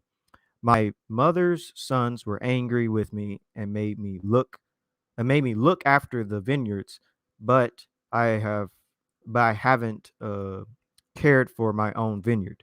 So when it comes to this, a lot of people try to say that's King Solomon. It's not. It's actually a Shulamite woman. But anyways, what we just read, what Yeshub just read, was dealing with Shem specifically, which is all the descendants of Shem. It wasn't dealing specifically with the Israelites, but talking about Eleazar saying that Shem was black. But when it comes to this specific person, I want to make it clear that this specific woman, this one woman, was a Shulamite, which is in the Israelite territory. But she may have been an Israelite. She may have been a Canaanite. I'm not for sure. I'll go ahead and just say she was an Israelite. But with that being said, I don't think that this disproves the Israelites being, dark skinned, like very dark skinned, because dark skinned people can tan. Can you go to the next question? Statement, should I say? To the ancient Israelites were an intermediate shade. So I just want to show you this. I'm going to share my screen because this Shulamite woman still could have been quite dark skinned, even though, yes, she's tanning in the sun. So let me show you this example of this man. Can you share my screen? This man right here obviously tanned in the sun, and I know this individual who made this comment. You would say that he is, a black man, but he is tanned. And I would even go as far as to say that he's intermediate. He's not necessarily black. He's not a Nilot. He's not what other dark skinned people? He's not a Dinka, a Dinka Nilot. He's a brown skinned man and he tanned. You can see the difference. Let me pull up another image of a tan skinned person, black person, quote unquote black person. That's why I don't like the term black, because really we're brown. I mean, Can I put a disclaimer out there too? We're not saying that Israelites are not white and black, but what we are saying is that we have ancient attestations to them having melanin in their skin, and a lot of you guys have an issue with that. We have Talmudic, Mishnaic writings. We have a lot of things pointing towards that. The early Christian drawings and depictions of apostles and Christ were dark. They had melanin in their skin. The Russian icons, melanin in their skin. The oldest painted stained glass in the world is in Augsburg, Germany. And Daniel, David, I believe Noah, and two other prophets were depicted with brown skin. Why are you guys afraid of brown skin? Because of the race age that we live in. You've been taught that everything black is unholy, everything white is holy. So when you see black people being associated with people of prophetic renown, of biblical renown and fame, you have a problem with it. Right. And we also call people who are actually brown in skin tone black, only based on their morphology. Like that dude that I just showed earlier, he's technically not even black skinned. He's brown, but he will still be called black. You can pull up my next image. And here's an image of a darker person. Well, I guess he got tanned, so maybe he's not darker originally. But you can see clearly that this man, he tanned. And he even took a photo, showing it. Like this is his actual skin tone, but this is his skin tone after being in the sun. So let me zoom out. So yes, quote unquote, black people do tan. I'm going to show you one last image of a woman. And this isn't her tanning. This is actually called hyperpigmentation. and this is what could have happened to that woman as well, the Shulamite woman, who you say mystical order of Israel was from the tribe of Issachar. Okay, so she was an Israelite. All right, I'll rock with that. So you can show my last image you shoot dealing with tan skinned black people. So if y'all ever get a chance, look up hyperpigmentation. It's something that can happen to black people and is not a good thing. But basically hyperpigmentation, black skin. This deals with treatment, costs, and treatment. So this woman's original skin tone was like a golden brown. Would you call that a golden brown? And then she got real dark because of hyperpigmentation. And this is something that can happen to black people based on like various different things and issues. Like it's a health thing. But so yes, you can, your skin tones of black people, it can like fluctuate depending on like health and stuff of that nature. So the Shulamite woman could have looked like this, and then after all those years, she ended up looking like this. So yeah, I don't mean to like be rude and call you out like that. I'm just gonna say Yitzhak. Yeah, we all know who you are, Yitz. I don't mean to call you out like that, Yitz, but I just wanted to make that clear to other people who are watching, because this is something that I feel like a lot of people don't know. Right, and we're pulling ancient sources here as well. Like this is not, you can't say, oh, these BHIs are making this up. No, we're pulling up the Perke de LAs, or we're pulling up the Talmudic references of the Jews' faces being black as pots. We're pulling those type of things up. So, and they even did facial reconstruction of Jews living in the Greek time, and they even had what you would call African features. So, Yep. I can even pull that up if I have to. I mean, even my PTR is a picture of a Greco-Roman period Hebrew. exactly.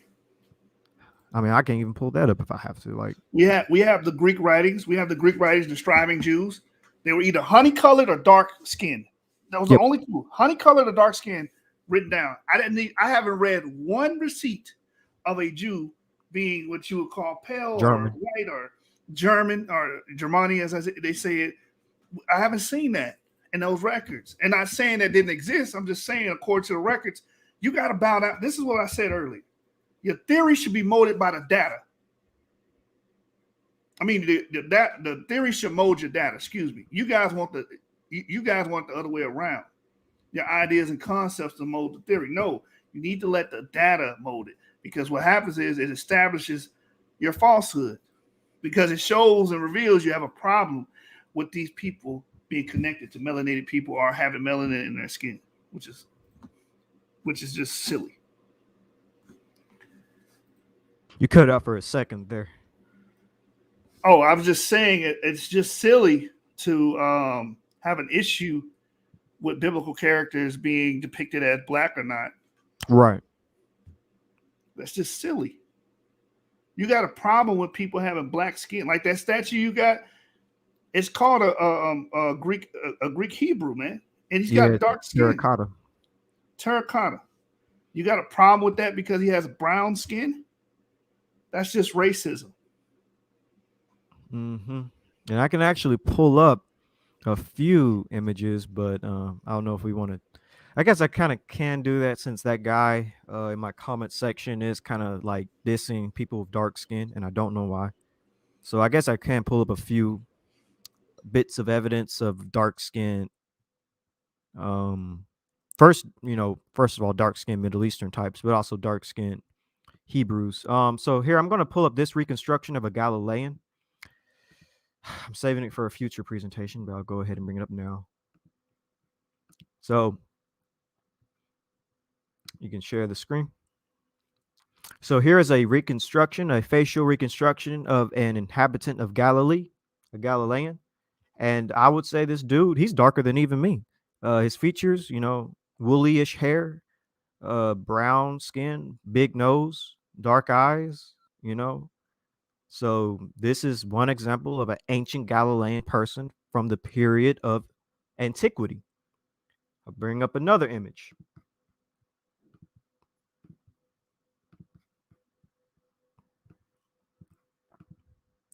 I got tons of images, but I'm going to try to No, see, Dari Europa shows dark-skinned Israelites, the Moses depiction, and it shows white-skinned Israelites.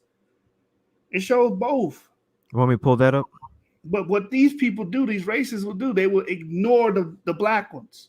I've heard all type of silly, absurd explanations. Oh, the Dark Ages happened, and the Moors came and blackwashed everything. There's no evidence of this at all. Just because you have an issue with seeing people like Moses, Aaron, the Israelites, and the mixed multitude being depicted as dark skinned, you have an issue with it. You're racist. You're racist. That's what you are. Pulling up a second image.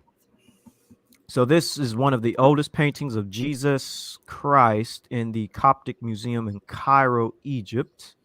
Let me zoom in. And him and the disciples are clearly, maybe y'all can't really see that. Hold on. They're clearly depicted. Let me just push this over a little bit. They're clearly depicted very, very dark skin. And this is from Cairo, one of the oldest churches in Cairo, Egypt. Let me find another image. Give me a second here. I'm only going to do one more, and it's going to be from that location, Europa, I think it was. Well, actually, before I go to that one, I'm going to show my famous image that I love. This one, terracotta head of Semite. Share my screen. This is a terracotta head of Semite marked Hebrew from the Petrie Museum. It was found in Memphis, and it's from the Greco-Roman period. The Petrie Museum of Egypt, Archaeology of London.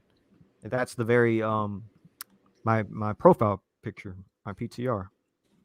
So that's another good example. He looks a lot like me, if you ask me. So let me find another one. I was about to go to another one, but I got one. I got one. It's actually a literary source, ancient source.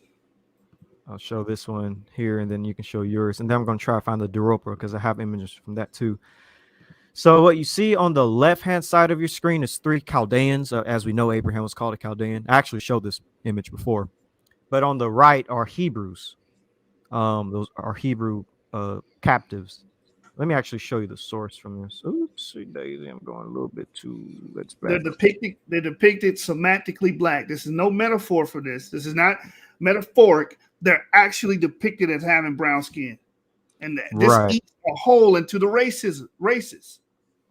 Right.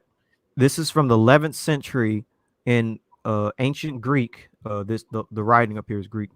This is from the this is from the Byzantine, written in 11th century ancient Greek. The Bristol Pastoral. It says right here, 3 Chaldeans with Israelite captives.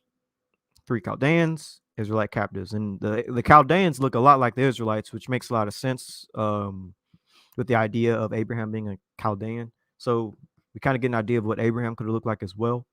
I think he would have been a dark brown skinned man. In today's world, probably seen as black, probably seen as those sand N words that people love to say. Oops, y'all are seeing all my future information I'm going to bring out. I'm going to quickly try to find the Europa, and then I'm going to move to your next source. My bad, Yushu. I'm going to try to find this real quick since somebody mentioned it. Go right ahead, because the racists have to see that. We're trying to educate our W.H.I. brothers too, just like we spend time out educating what you call B.H.I. We educate the W.H.I. brothers here because we're YAP and we reach out to all our brothers and sisters, man. Try to educate all our brothers and sisters. Everybody needs that belt every now and then. Yeah, we're trying to get you WHIs over your black phobia. Okay. And what we're trying to rid the BHI community of is their white phobia.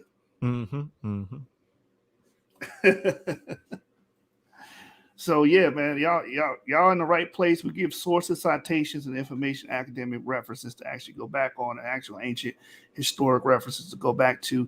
and pretty much draw your emphasis from. So also I want to mention Tacitus saying that the Jews descend from Ethiopians. That don't even make sense. Yep, that's another According to you one. guys, that shouldn't even make sense.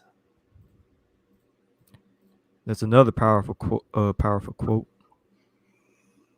I'm going to show this last image, and then you can go to the quotes, which actually, fits with the images. Yeah, that's a good idea. Let me Right. No, I got this. When I read my source, and the source that actually says, "Oh, these images of Jews don't match Jewishness," because in today's time, Jewishness is hyphenated whiteness. Yeah, very modern. Yeah, it's just basically hyphenated whiteness. You attach white to Jew. That's how you authenticate Jews in today's time. Oh, well, you guys are not the white Jews. You're fake Jews.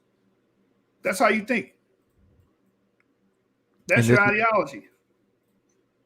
Right. And this is why it's good to start all the way back at the beginning when it comes to things. That's why my videos try to start all the way back at the origin of places. Like if Semites, if we're dealing with ancient Semitic populations, they likely came from Africa, if you believe in an old earth. Or they come from the Natufians, who themselves looked not like Europeans, Let me see. Give me a few more seconds here. I'm trying to So y'all got to get over this color thing, this race thing, man, because y'all pretty much have tried to demarcate people based off how they look. But those people that you demarcate, you might share a common ancestry with. We know two individuals, like a lot of you Europeans like to talk smack, races, call us monkeys and all that. You related to some African Americans. We know two individuals in haplogroup G. So, so I'm just going to put that out there. We know two individuals that you related to and have a separate phenotype to you, but you do share a common ancestry with. And that's the beauty of learning DNA and elucidating ancestry. It's really the death knell to the races. Right. Like our brother Yitzhak in the chat, he's a Yemenite Jew, and he has haplogroup E. We share the same paternal father, E-P2. Look nothing alike, but share that ancient connection. And that's what we should expect if we're claiming this lineage, right? If we're claiming this lineage, the ancient Israelites would have migrated, and most of this is sex biased gene flow, meaning males are doing the migrating, right? So males will migrate to different areas. You had some Jewish men, ancient Israelite men, migrated to Europe, married a European women with like haplogroup K and stuff, whatnot, and pick up those phenotypes and start to look what you would call the European phenotype. Yeah, men going to Africa, men going into Africa, going to sub-Saharan Africa, picking up the women of the L0, L1 mitochondrial DNA types and picking up their phenotypes as well, changing the morphology of the population today. So a lot of us look different, but we share a common male ancestor. Right. No, you keep going. I was just agreeing with you. Yeah. Our message is the most unifying message because we're not limiting anybody based off how they look or their skin color. We're saying, hey, let's look at the science, look at the empirical facts, and then we make our emphasis. We don't just say, oh, you're black, you're not this, you're not that. Oh, you're white, you're the devil, you're not this, you're not that. We don't approach it that way. We have a more scientific and empirical approach to things here. Okay, you don't see us on here, Deuteronomy chapter 28. We don't do that. Sure don't even believe in it. Anyways, but you can go to your source, Yeshub, and then we can go back to mine. We can pave way back to mine. It's taking me too long. All right, so this is the beginning of Jewishness by, I think her name is Shane De Cohen. And in this book, page 16 to 17, it says the papyri of the Ptolemaic period regularly contains descriptions of the physical appearances of parties or witnesses to contracts. A few descriptions of, and it has in the Greek there, Jews are extant. Apollonios, honey-colored skin. Sostratos, honey-colored skin. Junction, honey-colored skin. Apollonos, honey-colored skin. Philiopatros, honey-colored skin. Diagorgas, honey-colored skin. Nicopoli, honey-colored skin. Dositeos, honey-colored skin. Dositeos, honey-colored skin. We have one here that's honey-colored skin, and then we have Pythocles, which it says dark-colored skin. So this is a dark brother here. So these are people either honey-colored skin, which is like a brown yellow, like. Oh, I can pull up an image of that if you want, because I know that book you're quoting actually. Yeah. Cue that for me real quick. Cue that for me. Ministratos, he was said to have honey-colored skin. The Philistines, he was said to have honey-colored. So these people only had honey-colored skin and dark-colored skin here in the Ptolemaic papyri, in the Ptolemaic period. It says Theodoros, aged about 20, in the middle height, honey-colored skin, straight nose, and deeply set eyes. There is nothing Jewish about any of these descriptions. Why does it say there's nothing Jewish about any of these descriptions? Because today we have an idea of what Jewish people should look like in this hyphenated whiteness. All right. So I'm going to pull this up there. Let's see here. Yeah, pull that picture up. So here is that quote that Yeshua just read. Then I'm going to show you interesting matches to that. Let me just zoom in. All this, that's what you just read. So here is tan skin tones, and here's some good examples. You have the, Halle Berry, Rihanna. When it comes to Kim and Kardashian, when it comes to skin tones, you have golden undertones, you have red undertones, you have green undertones. Now, when it comes to honey-colored skin, keep in mind when it comes to honey, it can range from a light brown to a dark brown. And keep in mind, since we're dealing with the ancient world, when was that written? I believe that was in antiquity. They would have been dealing with raw honey, natural honey, not this processed lighter honey.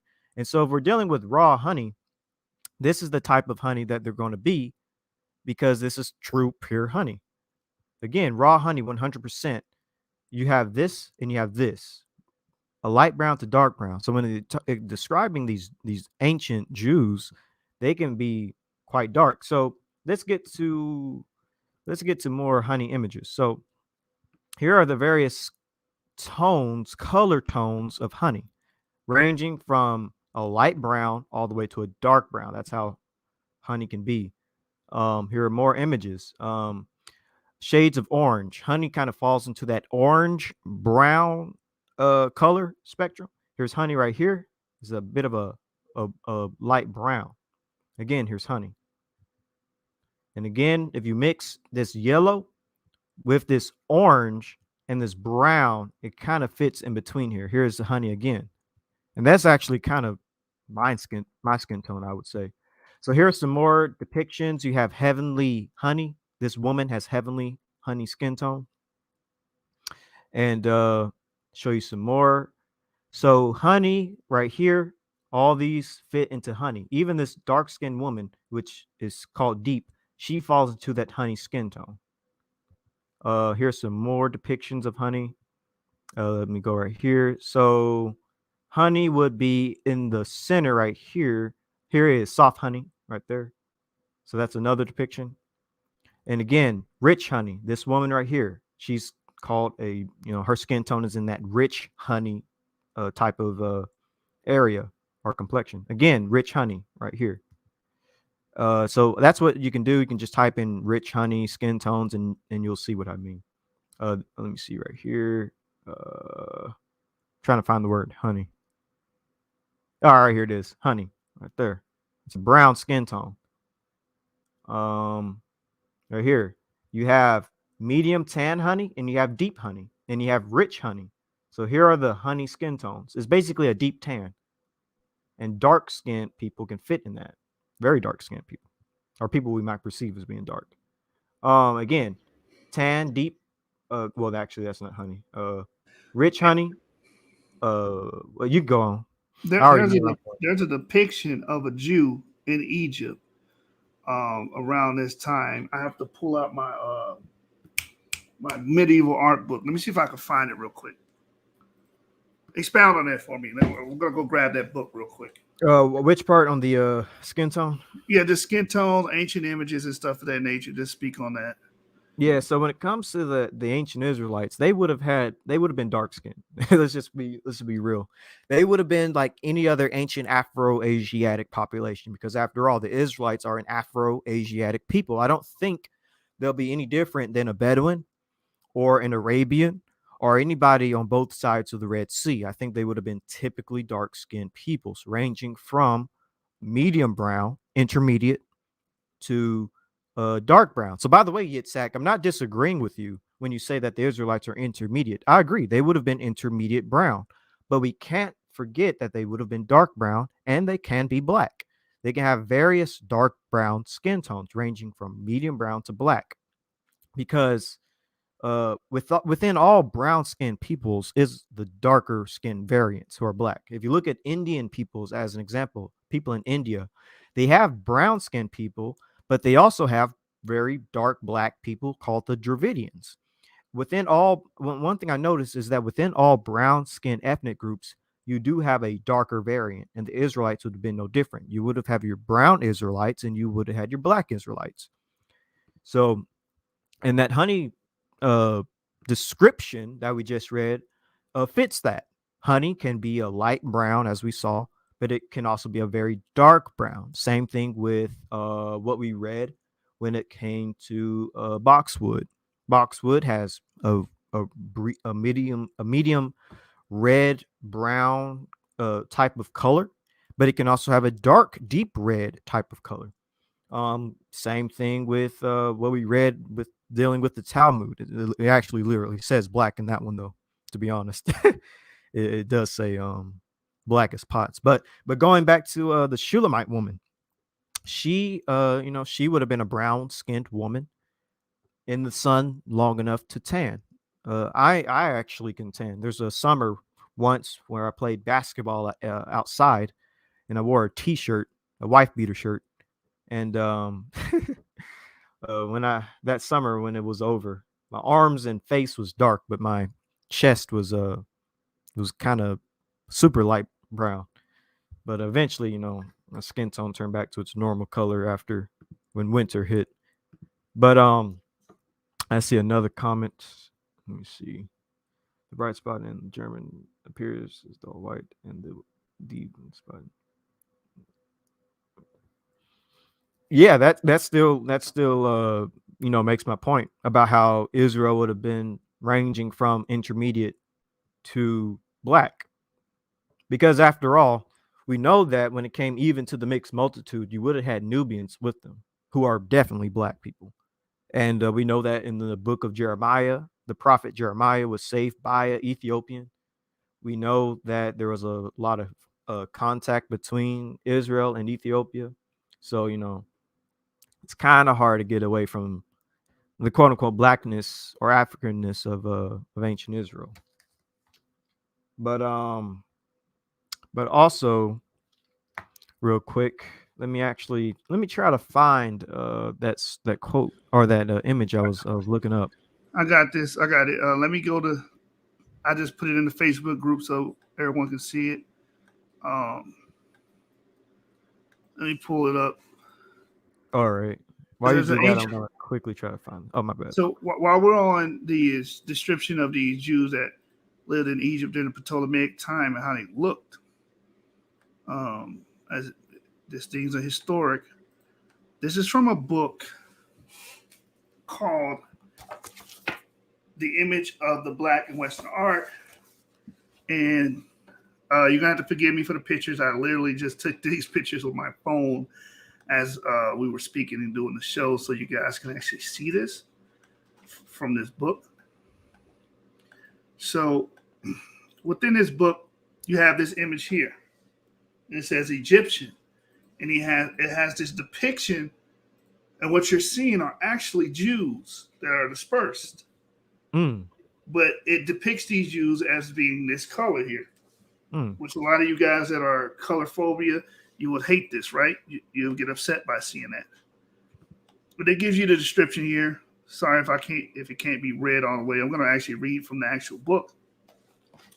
It says here, unrestrained by the limited space of Pali de Oro plaques, the events unfold with the 12 apostles standing not one but 16 pairs of men who are labeled according to a list of nationalities given as part of the Pentecost narrative in the Acts of Apostles. So if you know about the Pentecost narrative and Acts of Apostles, who was all there? Jews of all nations. Mm-hmm.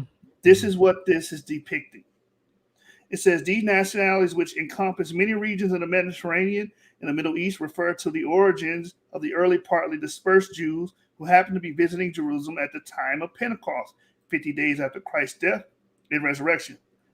Sub-Saharan African zones are not part of the list, but the artists have nevertheless shown the two figures labeled Egyptian as persons of color, wearing white robes. This is, as we have seen, meshes with antique and early medieval notions about the complexion of Egyptians, as well as with several other images in San Marco, although these black Jews form a much smaller percentage of the apostles' potential converts than the compressed pairs of a single black and single white of the two Pala de Oro plaques. So you do have these depictions of black Jews, and this is in medieval art. So when we're talking about Egypt and the ideas of what Egyptian complexions will look like, and then pair this with Shady Cohen's work, where it states the Ptolemaic descriptions of the Jews would very well have been honey-colored or dark-colored. Mm-hmm. So this is that image again. Powerful. And fits a lot with the other images we saw too. Exactly. Do you have yours? Man, it's taking a while because I have so much stuff. We're just gonna skim through one more set that I might have it, but we can also What's also probably show it interesting about another this thing. book, it details what was going on during that time. It also points out whitewashing, because you got people saying, "Oh, Moors went across the kingdoms doing blackwashing." We actually have proof of whitewashing, where you'll see an entire picture white, but its fingertips will be like dark. You can clearly see someone altered that image. So it's a great book. It's The Image of the Black in Western Art from the Early Christian Era to the Age of Discovery, Africans in the Christian Ordinance of the World. And I found that particular quote to be very, very telling, showing a variation of what you would call Jews, which would even include dark-skinned individuals as well.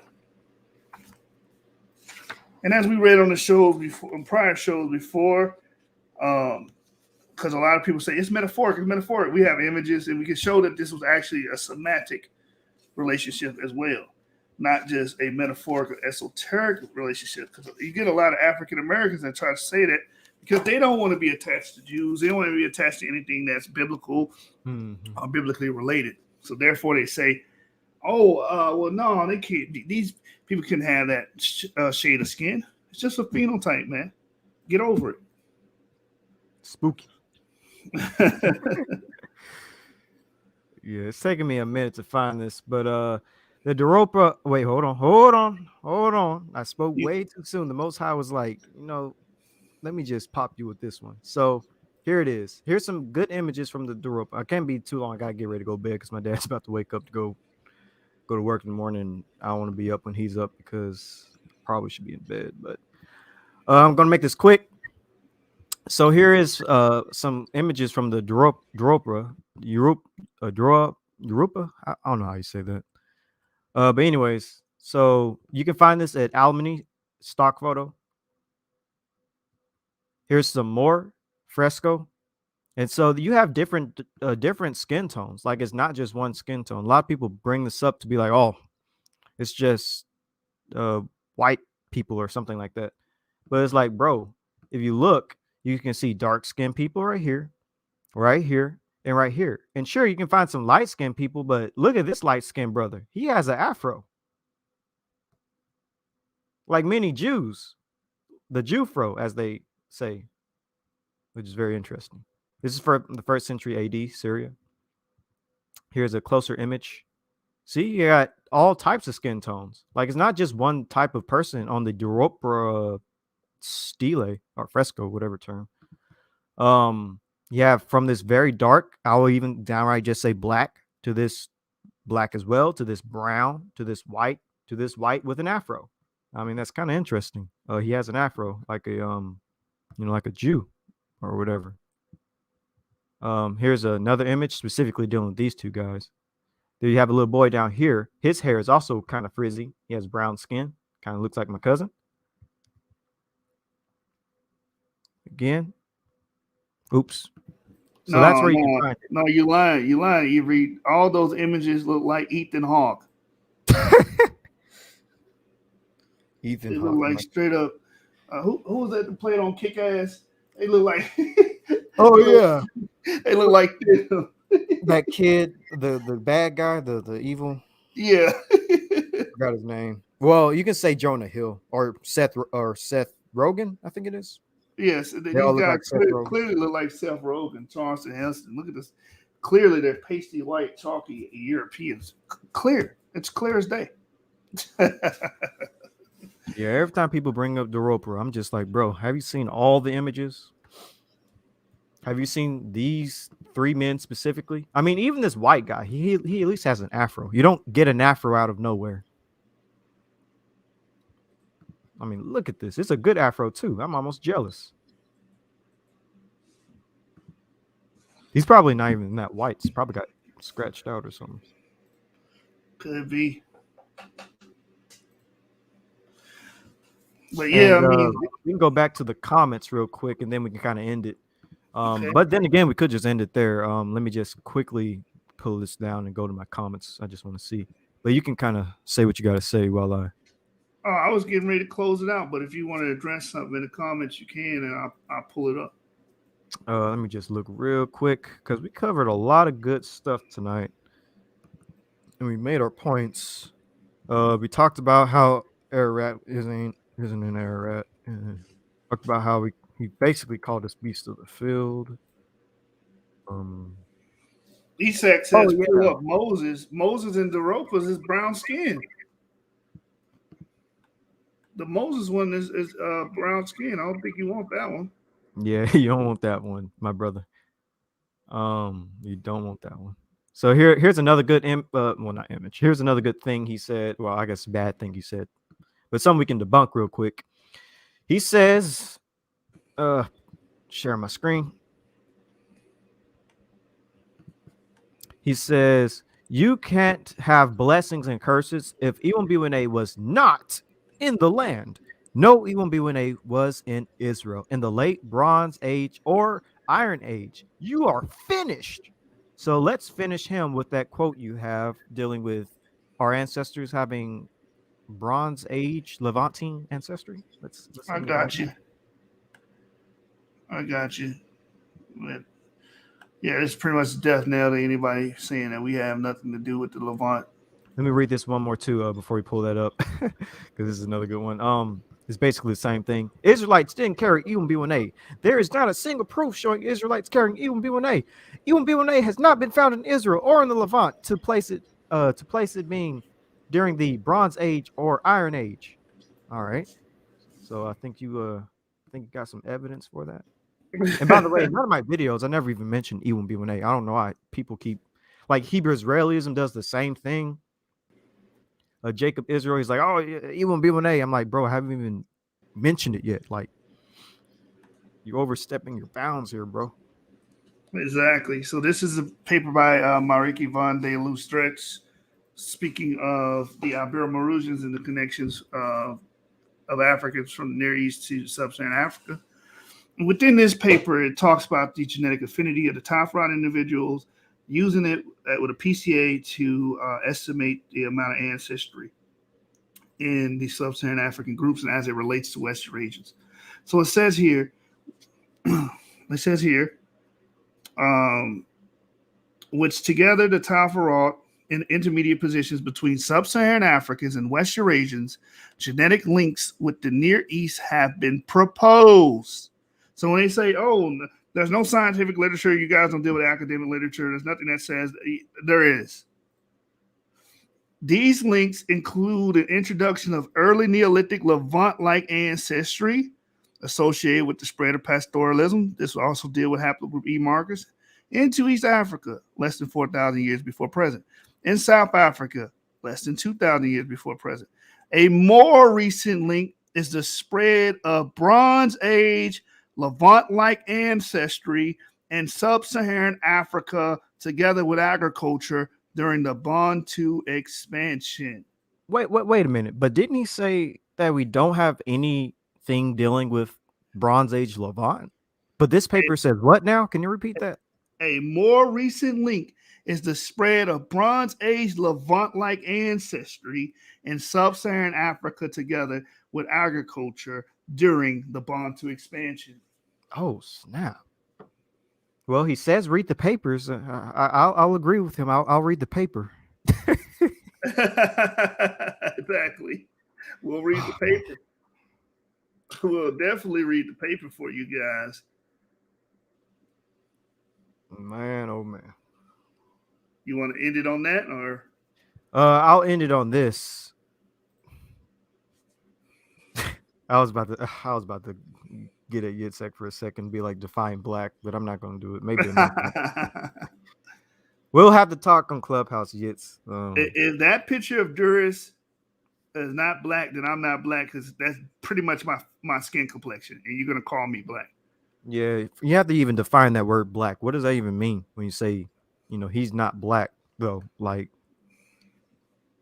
that's such like everybody has such a different meaning for black. It's like,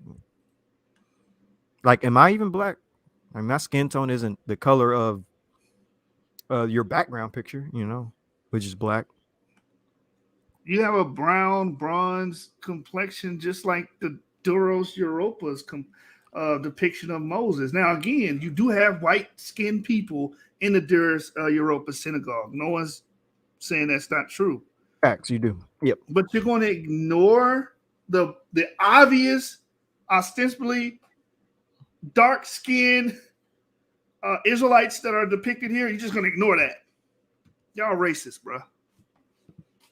I'm just gonna show you the image of this man, and tell me if he's black or not. That's all I gotta say, Yitzhak. Or really anyone. I'm not gonna pin this on you. I'm gonna bring this out to anyone. I'm gonna show you an image of this guy, and he's not mixed, by the way. We know exactly what both of his parents look like because you can look them up online. But tell me, is this man? Now I'm about to show y'all. Is he black skinned? Is he black skinned? Or is he brown skinned? They call Son de Paul black. Can you share my image? Son de Paul, light as hell. They call him black. Alicia Keys. Like, come on. Y'all call her black. It's just so hilarious how far you guys go with these racial stereotypes, man. But again, you don't want to call Moses black, or the depiction of Moses black, because again, you got this black phobia in your mind. I'm scared of black. I can't associate that with a prophet. Why would I do that? Black is detestable. It's ugly. It's wicked. It's sin. No, Moses had to be pearly white.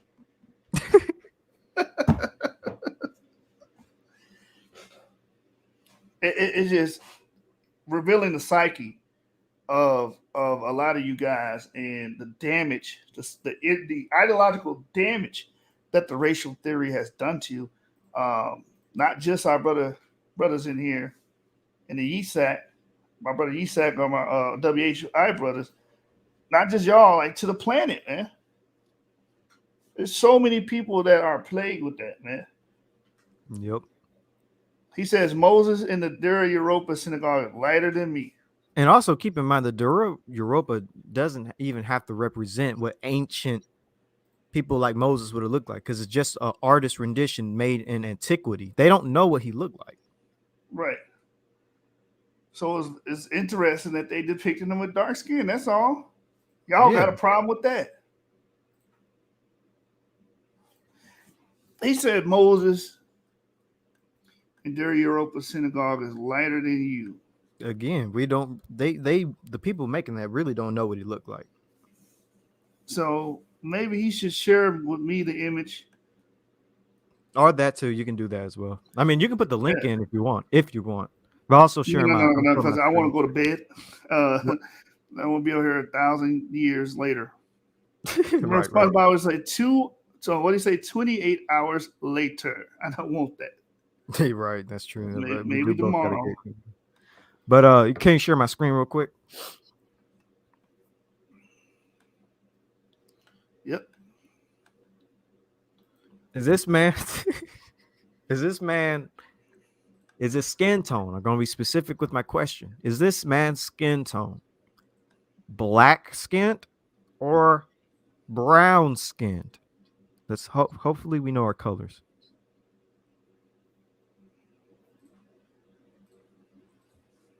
And that's for anybody that wants to answer that question. Anybody. Even I'll type it in. Here, I'll go ahead and type it in myself.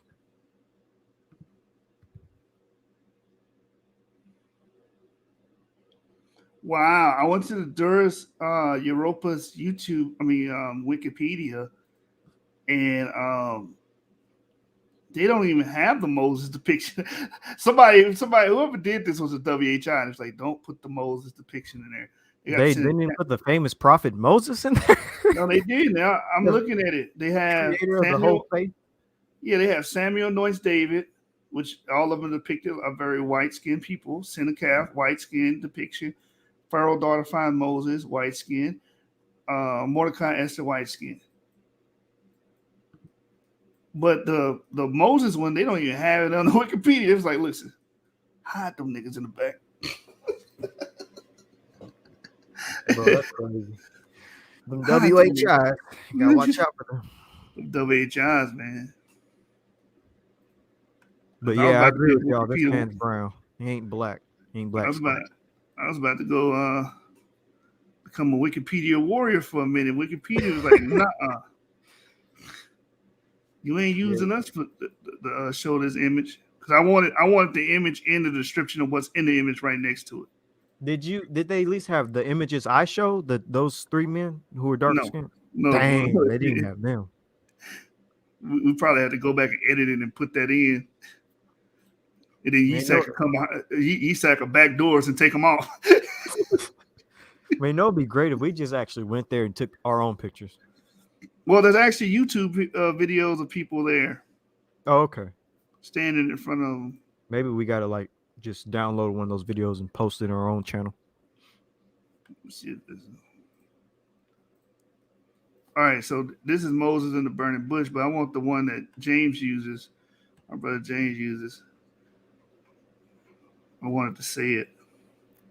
I can tell where his hair stops and the skin starts. Hello, clearly black as night. That's funny. Actually, yeah, looking even at the color of his hair compared to his brown skin. It's like there's obviously a difference.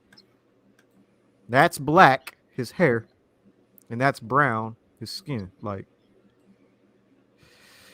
people just don't know their colors. Yeah, that's Will Smith. Yeah, and we know both of his parents are black. He's not he's not mixed, or quote unquote black. African American, I guess is the correct term. I don't know.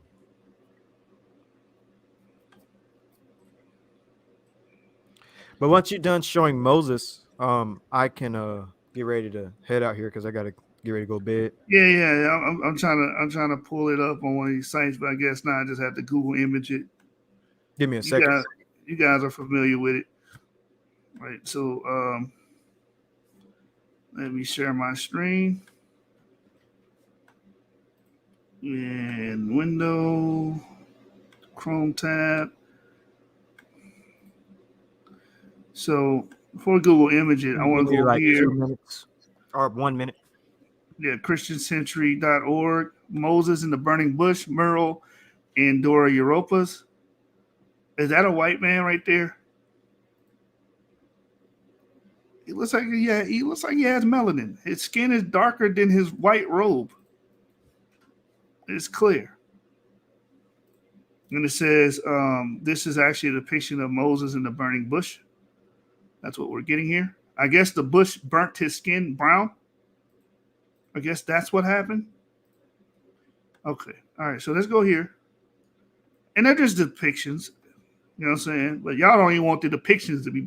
Nah, that can't be round. Nah. But this is the one I was trying to find. Because I think this is supposed to be like Moses and Joshua. All right, I'm back. Moses and Joshua and the Israelites and the Egyptians flooding in the Nile or something like that. And you can clearly see Moses has brown skin. He has brown skin. Israelites are depicted as brown skin. The Egyptians are depicted as having brown skin. Yep. What's wrong with that, Isak? And I have brown skin too. Me and you have brown skin. Well, Yeah, I most of us mean, actually have brown. Isak just said he had lighter skin than me. No, it doesn't. This is clearly a brown man. Right. We'll end it there. I think the last thing I want to end on is that audio clip. Go right ahead. That's a very funny way to end this video. Let me share my screen. Oh man, this guy. Hopefully he sees this video. I'm hoping he does. These W.H.I. got to learn their lessons. All right.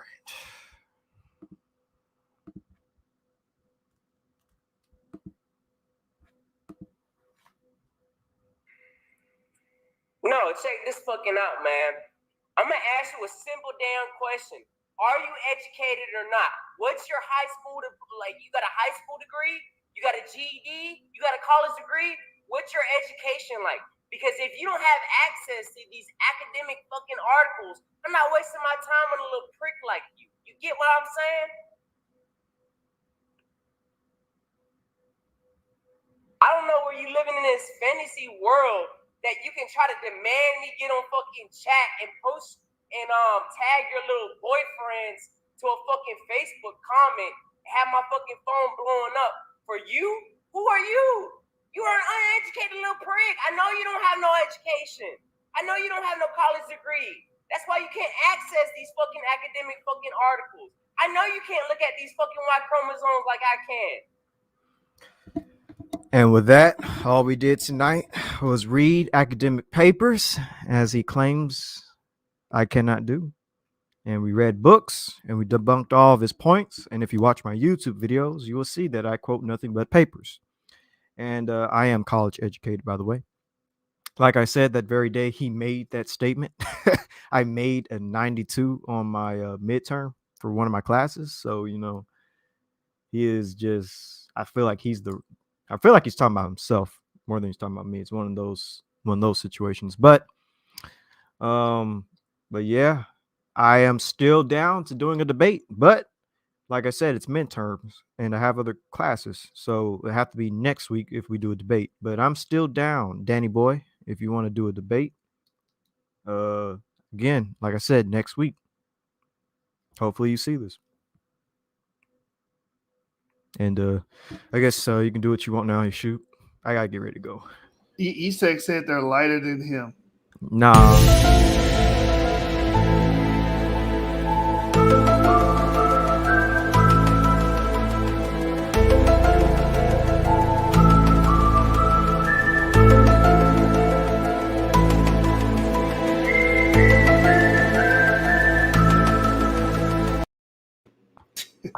Get set, bro.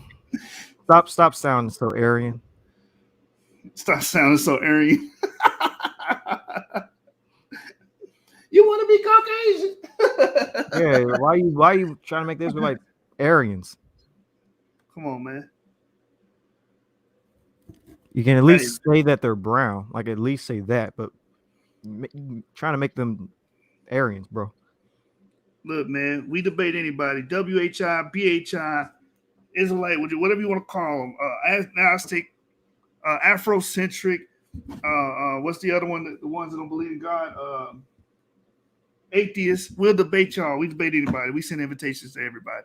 But don't be a pump faker, man. Y'all pump faking, not even taking the shot. Y'all not even taking the shot, fam. Y'all talking all this noise on Facebook, social media. Y'all out here pump faking. Stop it. Is that Trey? We know what the truth is. I'm not trying to do all that. See me beating on block like Matumbo. If it's beef, we gon' turn it into gumbo. He gon' fall off that ladder, watch him tumble. I get dope, guess that's how the cookie crumbles. Call foul on the play, he's a pump faker. What type of money did you partake in?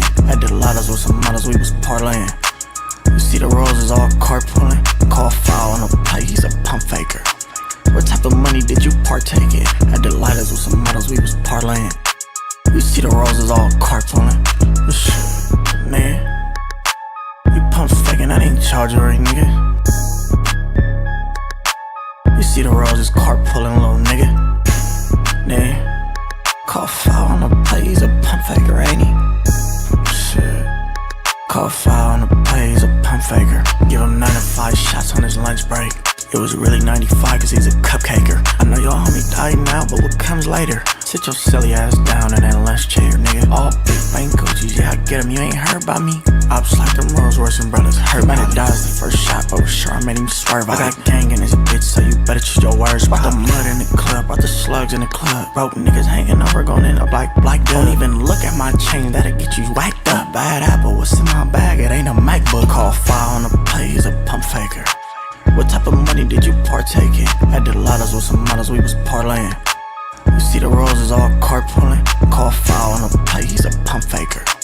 What type of money did you partake in? At the Lottos with some models, we was parlaying. You see the roses all carpooling. Shit, man. You pump faking, I didn't charge you right, nigga. You see the roses carpooling, little nigga. Nah. Call foul on the play, he's a pump faker, ain't he? Shit. Call foul on the play, he's a pump faker. All you do is pump fake, niggas send a shot. LJ, MJ, made him Millie Rock. 100,000 to the face, made me Diddy Bop.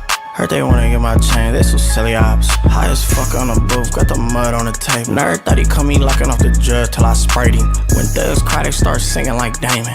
Seen all y'all homies at the club writing statements. No Wayne on him. Powerpuff, Charlie Angels. Professor X, the nigga right out the equation.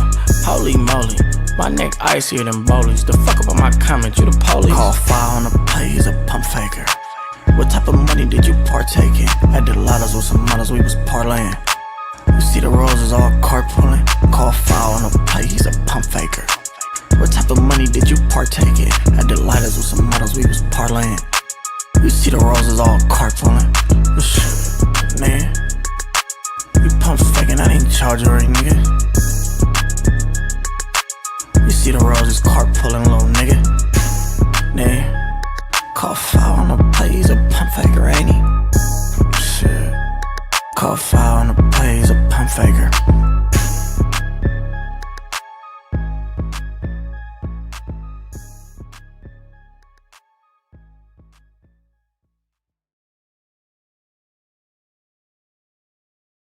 Call foul on the plays a pump faker. Stop being scared to debate, man.